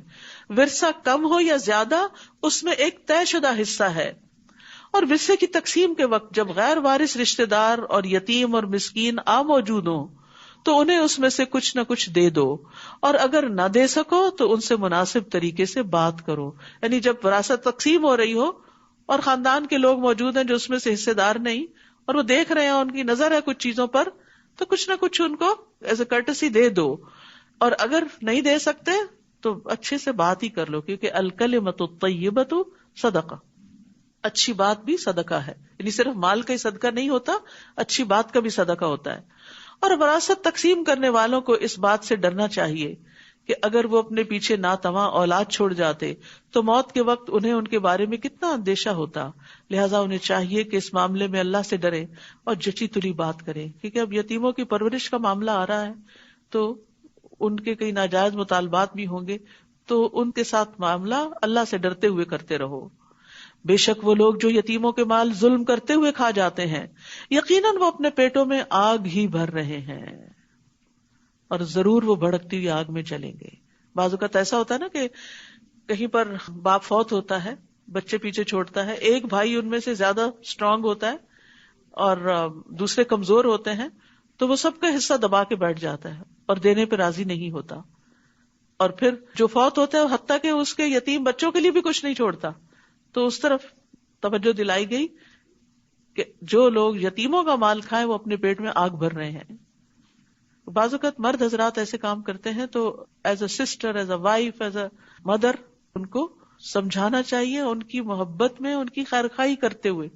کیونکہ بعض اوقات میں نے دیکھا مائیں ساتھ مل جاتی ہیں، مائیں بیٹوں کے ساتھ مل جاتی ہیں اور بیٹیوں کا حق ان کو نہیں دیا جاتا. تو یہ بیٹے کل قیامت کے دن کام آنے والے نہیں. اللہ تمہیں تمہاری اولاد کے بارے میں تاکید کرتا ہے. بیٹے کے لیے 2 بیٹیوں کے برابر حصہ ہے. وہ کیوں؟ عورت کو آدھا کیوں مل رہا ہے؟ اس لیے کہ عورت پر نان نفقے کی ذمہ داری نہیں ہے. عورت کو اپنی شادی کے وقت پھر مزید مہر بھی ملے گا اور اس کا شوہر اس کے مالی امور کا خیال بھی رکھے گا، جبکہ مرد کو جو ملے گا وہ اپنی شادی کے وقت مہر بھی دے گا اور اپنے اوپر، اپنے بچوں پر، اپنے گھر والوں پر، حتیٰ کہ اگر اور رشتہ دار بھی ہیں تو ان کے اوپر بھی اپنا مال خرچ کرے گا. تو اس کو نسبتاً زیادہ دیا گیا. یہاں کوئی ڈسکریمنیشن نہیں. اگر شوہر فقیر ہو، عورت ملینئر ہو، تو بھی عورت کے اوپر کوئی ذمہ داری نہیں کہ وہ گھر میں خرچ کرے، شوہر ہی کی ذمہ داری ہے. ہاں یہ تو پھر الگ بات ہوتی ہے نا کہ باہم محبت کی وجہ سے عورت کہتی ہے کہ میں اپنے شوہر کو اور اپنے بچوں کو کیسے غربت میں دیکھ سکتی ہوں، اور میں اپنے اس مال کو کیا کروں گی، یہ انہی کے لیے تو ہے. تو وہ خوشی سے جو بھی خرچ کرتی ہے پھر وہ اس کے لیے صدقہ شمار ہوتا ہے، اس کے لیے باعث اجر ہوتا ہے.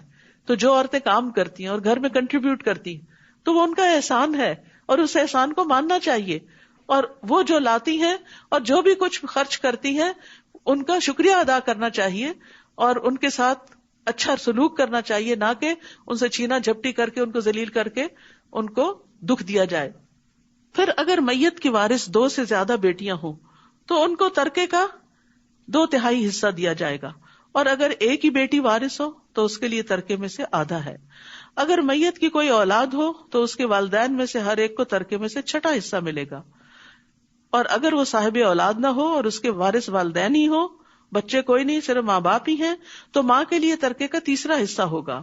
اور اگر اس میت کے بہن بھائی بھی ہو تو اس کی ماں کے لیے 6واں حصہ ہوگا. یہ سب تقسیم وصیت پوری کرنے یا قرض کی ادائیگی کے بعد ہوگی. تم نہیں جانتے کہ تمہارے والدین اور تمہاری اولاد میں سے کون فائدہ پہنچانے میں تم سے قریب تر ہے. یہ اللہ کی طرف سے طے شدہ حصے ہیں. بے شک اللہ بہت علم والا اور کمال حکمت والا ہے. اس لیے اس تقسیم پہ راضی ہو جاؤ، اس پر اعتراض نہ کرو. اللہ سبحانہ تعالیٰ جس طرح سارے حالات کو جانتا ہے تم نہیں جانتے، اس لیے صرف ظاہری اور وقتی طور پر اگر آدھا آدھا دے کر تم خوش ہو جاتے ہو کہ ہم نے زیادہ انصاف کیا، نہیں، اللہ سبحانہ وتعالیٰ زیادہ انصاف کرنے والا ہے. کیونکہ اسلام کا یہ نظام جو وراثت کی تقسیم کا ہے، یہ پورے آن دا ہول سارے سسٹم میں لیا جائے گا، نہ کہ ایک جز کے طور پر جس میں عورت کے حقوق اور بچوں کے حقوق کے دیگر احکامات بھی موجود ہیں. کیونکہ اللہ سبحانہ وتعالیٰ بندوں پر ان کے والدین سے بھی زیادہ مہربان ہے. وہ عام محاورہ ہے نا، ایک 70 ماؤں سے بھی بڑھ کے پیار کرتے ہیں. تو پھر یہ اس کی محبت ہے کہ اس نے اس معاملے میں رسول اللہ صلی اللہ علیہ وسلم کو بھی نہیں کہا کہ آپ تقسیم کر دیں، ترازو اپنے ہاتھ میں رکھی کہ اس نے سب کے حصے خود بانٹ دیے. وَلَكُمْ نِصْفُ مَا تَرَكَ أَزْوَاجُكُمْ، اور اگر تمہاری بیویاں صاحب اولاد نہ ہوں تو ان کے ترکے میں تمہارے لیے آدھا حصہ ہے. پھر اگر ان کی اولاد ہو تو تمہارے لیے ترکے میں سے وصیت پوری کرنے یا قرض کی ادائیگی کے بعد چوتھا حصہ ہوگا. اور اگر تم صاحب اولاد نہ ہو تو تمہاری بیویوں کے لیے ترکے میں سے چوتھا حصہ ہے. پھر اگر تمہاری اولاد ہو تو ان کے لیے ترکے میں سے 8واں حصہ ہے. یہ سب تقسیم وصیت پوری کرنے یا قرض کی ادائیگی کے بعد ہوگی. اور اگر کوئی مرد یا عورت بے اولاد ہو، کلالہ، اور اس کے ماں باپ بھی حیات نہ ہو مگر اس کا ایک بھائی اور ایک بہن ہو، تو بھائی اور بہن ہر ایک کو چھٹا حصہ ملے گا. اگر وہ اس سے زیادہ ہوں تو سب کے سب ترکے کے 1/3 میں شریک ہوں گے. یہ سب تقسیم وصیت پوری کرنے یا قرض کی ادائیگی کے بعد ہوگی، بشرطے کہ کسی کا نقصان نہ کیا گیا ہو. یہ اللہ کی طرف سے ایک تاکیدی حکم ہے، اور اللہ خوب جاننے والا ہے، بہت بردبار ہے. یاد رکھیے، ورثے کی تقسیم اس وقت ہوگی جب وصیت پوری کر دی جائے اور قرض ادا کر دیا جائے میت کی طرف سے. تو وصیت میں تکلیف پہنچانا کبیرہ گناہوں میں سے ہے، اور وصیت بھی 1/3 مال میں سے ہونی چاہیے. کسی وارث کے لیے وصیت نہیں ہو سکتی، 1/3 سے زیادہ میں وصیت نہیں ہو سکتی. وارث اگرچہ غنی ہو لیکن پھر بھی 1/3 سے زیادہ وصیت درست نہیں. تلک حدود اللہ، یہ اللہ کی حدود ہیں، اور جو کوئی اللہ اور اس کے رسول کی اطاعت کرے گا وہ اسے ایسے باغات میں داخل کرے گا جن کے نیچے سے نہریں بہ رہی ہیں، وہ ان میں ہمیشہ رہنے والے ہیں. اور یہ بہت بڑی کامیابی ہے. یہ ہے اصل کامیابی، کہ ہمیشہ کی کامیابی.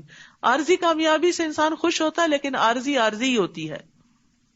اور جو کوئی اللہ اور اس کے رسول کی نافرمانی کرے گا اور اس کی حدود سے تجاوز کرے گا، یعنی جو کام انہوں نے نہیں کیا وہ ان سے آگے بڑھ کے خود ایجاد کر لے دین میں، وہ اسے آگ میں داخل کرے گا جس میں وہ ہمیشہ رہنے والا ہے، اور اس کے لیے ذلیل کرنے والا عذاب ہے. اور تمہاری عورتوں میں سے جو بے حیائی کا ارتکاب کرے، یعنی زنا کا، تو ان کے اس جرم پر اپنے مردوں میں سے 4 گواہ طلب کرو. یعنی ایسے نہیں کہ کوئی بھی الزام لگا دے تو پکڑ لو، پھر اگر وہ گواہی دے دیں تو سزا کے طور پر ان عورتوں کو گھروں میں روک رکھو، کیونکہ یہ خرابی باہر جانے سے ہوئی تو پھر باہر نہ جانے دو یہاں تک کہ موت انہیں آ لے، یا اللہ ان کے لیے کوئی اور راستہ بنا دے. یہاں پر زنا کے لیے لفظ فاحشہ استعمال ہوا کیونکہ اس کی برائی کھلی برائی ہے.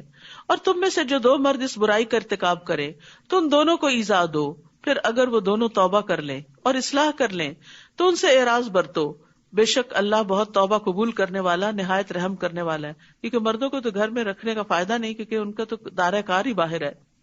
انما التوبۃ علی اللہ للذین یعملون السوء بجہالہ، بے شک اللہ کے ذمے ان لوگوں کی توبہ قبول کرنا ہے جو جہالت سے برائی کا ارتکاب کرتے ہیں پھر جلد ہی توبہ کر لیتے ہیں. تو یہی وہ لوگ ہیں جن پر اللہ مہربان ہوتا ہے، اور اللہ بہت علم والا، بہت حکمت والا ہے. تو جہالت کیا ہوتی ہے؟ کہ انسان انجام سے غافل ہو کے، بے خبر ہو کے غلط کام کرے، اللہ کی ناراضگی کا کام کرے، اسے یہ پتہ ہی نہ ہو کہ اس غلط کام پر عذاب بھی لازم ہوتا ہے. پھر یہ کہ انسان اس بات سے غافل ہو جائے کہ اللہ دیکھ رہا ہے، اس کی نگرانی کر رہا ہے، یا اس بات سے غافل ہو جائے یا بھول جائے کہ اس غلط کام کے نتیجے میں اس کا ایمان کم ہو جائے گا یا بالکل ہی ختم ہو جائے گا. جیسے زنا کرتا ہے جب انسان تو اس کا ایمان اس کے اندر سے نکل جاتا ہے. اور ان لوگوں کے لیے توبہ قبول نہیں ہوتی جو برے عمل کرتے رہتے ہیں یہاں تک کہ جب ان میں سے کسی ایک کو موت آتی ہے وہ اس وقت کہتا ہے بے شک میں اب توبہ کرتا ہوں. اور نہ ہی توبہ ان لوگوں کے لیے ہے جو کفر کی حالت میں مر جاتے ہیں. یہی لوگ ہیں جن کے لیے ہم نے دردناک عذاب تیار کر رکھا ہے. تو یاد رکھیے، جو توبہ نہیں کرتا وہ معاف نہیں کیا جاتا.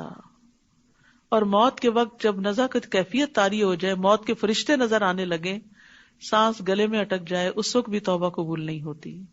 ہاں اس سے پہلے پہلے بیماری میں کوئی توبہ کرے تو توبہ ہو جائے گی. پھر سورج کے مغرب سے طلوع ہونے کے بعد توبہ قبول نہیں ہوگی. پھر فرمایا یا ایھا الذین آمنو، اے لوگو جو ایمان لائے ہو، تمہارے لیے حلال نہیں کہ تم زبردستی بیوہ عورتوں کے وارث بن بیٹھو. دور جاہلیت میں یہ تھا کہ جب شوہر فوت ہوتا تو عورت کو اسی گھر میں رہنا ہوتا ہمیشہ کے لیے، اس کو چھوڑتے نہیں تھے. کبھی اس کے بیٹے اس سے شادی کر لیتے، کبھی اور اپنی مرضی سے، لیکن اس کو جانے نہیں دیتے تھے.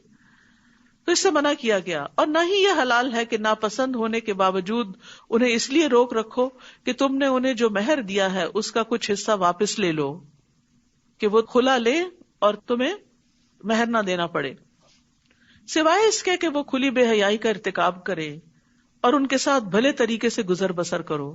پھر اگر تم انہیں ناپسند کرو تو ہو سکتا ہے کہ ایک چیز تمہیں ناپسند ہو اور اللہ اسی میں بہت سی بھلائی ڈال دے. تو یہاں پر عورتوں کو اچھے طریقے سے رکھنے کا حکم دیا گیا ہے. وَعَاشِرُوهُنَّ بِالْمَعْرُوفِ. اور اگر تمہیں بیوی کی کوئی عادت پسند نہیں بھی تو ہو سکتا ہے کہ ایک چیز تم ناپسند کرو اور اللہ سبحانہ وتعالیٰ اسی میں سے خیر نکال دے. یعنی یہ خاص کانٹیکس میں یہ آیت نازل ہوئی ہے، لیکن زندگی میں بہت سی چیزیں ہوتی ہیں. کبھی کوئی بات پسند نہیں آتی، کبھی کوئی فیصلہ پسند نہیں آتا، کبھی کوئی سفر پسند نہیں آتا، کبھی کوئی شادی کے بعد ہسبینڈ یا وائف میں سے دونوں ایک دوسرے کے لیے بوجھل ہو جاتے ہیں، کبھی سسرال والے پسند نہیں آتے، کبھی کوئی خریدی ہوئی چیز، کوئی پراپرٹی پسند نہیں آتی. کتنی ہی چیزیں ہیں جو انسان کو ناپسند ہو سکتی. تو ایسا نہیں کہ انسان اس ناپسند کو اپنے اوپر مسلط کر لے، اس کو ٹھیک کرنے کی کوشش کرے، اس میں تبدیلی کی کوشش کرے. لیکن کچھ چیزیں تبدیل ہو کے نہیں دیتی. آپ نے گھر خرید لیا، اب اس میں کچھ بنیادی نقص ہیں، اب آپ اوپر اوپر سے ٹھیک کرتے رہتے ہیں لیکن ہر دوسرے دن اسی مشکل میں پڑے رہتے ہیں، الا یہ کہ آپ بہت بڑا خرچہ کریں اور ریکنسٹرکٹ کریں اس کو. تو اسی طرح کئی چیزیں ایسی ہوتی ہیں کہ جس میں انسان کو اس کی اصلاح کے لیے بہت بڑی ایفرٹ چاہیے ہوتی ہے، لیکن وہ نہیں کر پاتا، تو پھر اس پہ صبر کر جائے اور اس کی خیر دیکھے. کیونکہ بعض لوگ آپ کی زندگی میں بڑے ڈیفیکلٹ ہوتے ہیں، تو یہ ڈیفیکلٹ لوگ بھی دراصل آپ کو اپنی اوقات یاد دلاتے ہیں. وہ بھی آپ کو یہ بتاتے ہیں کہ آپ کون ہیں اور کتنے پانی میں ہیں. یا پھر یہ ہے کہ انسان اپنی غلطیوں کو یاد کرنے لگتا ہے. مثلا بچوں میں سے کوئی بہت ستاتا ہے تو انسان اپنے بچپن کی زیادتیاں یاد کرنا شروع کر دیتا ہے، پھر اپنی توبہ کرتا ہے، پھر والدین سے معافی مانگتا ہے، پھر ان سے حسن سلوک کرتا ہے. وہ فوت ہو چکے ہیں ان کے لیے صدقہ خیرات کرتا ہے کہ یار اب ہم نے اپنے ماں باپ کے ساتھ انجانے میں، جہالت میں، ناسمجھی میں زیادتیاں کی، اب ہماری اولاد ہمیں ناکو چنے چبا رہی ہے، یا اللہ ان کو ہدایت دے دے، ہمارے ان گناہوں کو معاف کر دے جن کی سزا ایک طرح سے ہمارے سامنے ہے، تاکہ دنیا میں ہی صفائی ہو جائے. تو بہرحال یہاں جس خاص کانٹیکس میں آیت ہے وہ شوہروں کو حکم ہے کہ وہ بیویوں کو اچھے طریقے سے رکھیں، ان کا حق مہر دیں، ان کا نان نفقہ دیں، ان کے سامنے بغیر کسی غلطی کے خواہ مخواہ منہ بسور کے نہ رکھیں، باتوں میں اپنائیت اختیار کریں، سختی نہ کریں، تند خو نہ ہوں، اور اپنی بیوی کے علاوہ کسی اور عورت کی طرف رجحان نہ کریں. یعنی اپنی بیوی کو چیٹ نہ کریں، کیونکہ عورت کے لیے سب سے زیادہ تکلیف دہ یہ بات ہو جاتی ہے، اس کو اپنا زیور، کپڑا، کھانا، گھر، اولاد، ہر چیز بھول جاتی ہے جب اس کا شوہر اس کو چھوڑ کر کسی اور کی طرف متوجہ ہو جاتا ہے، کوئی اور زیادہ اس کی زندگی میں امپورٹنٹ ہو جاتا ہے. تو اس لیے اچھے سلوک میں یہ بھی ہے کہ وہ اپنی بیوی کے ساتھ فیتھ فل رہے، خود کھائے تو اسے بھی کھلائے، خود پہنے تو اسے بھی پہنائے، چہرے پہ نہ مارے، گالی نہ دے، کبھی الگ کرنے کی ضرورت ہو تو اپنے گھر سے نہ نکالے. رسول اللہ صلی اللہ علیہ وسلم نے فرمایا، ایمان کے لحاظ سے کامل مومن وہ ہے جو اخلاق میں سب سے اچھا ہے، اور تم میں سے بہتر وہ شخص ہے جو اپنی بیویوں کے لیے اخلاقی لحاظ سے بہتر ہے. اور اگر تم ایک بیوی کو بدل کر اس کی جگہ دوسری بیوی لانے کا ارادہ کر لو، بعض اوقات نہیں بنتی تو تبدیلی کی ضرورت پیش آ جاتی، تو ہمارا دین فلیکسیبل ہے کہ جینوئن ریزنز میں روک کے ہی مت رکھو اور زیادتیاں مت کرتے رکھو، پھر اس کو فارغ کرو تو پھر دوسری دفعہ گھر بسا لو.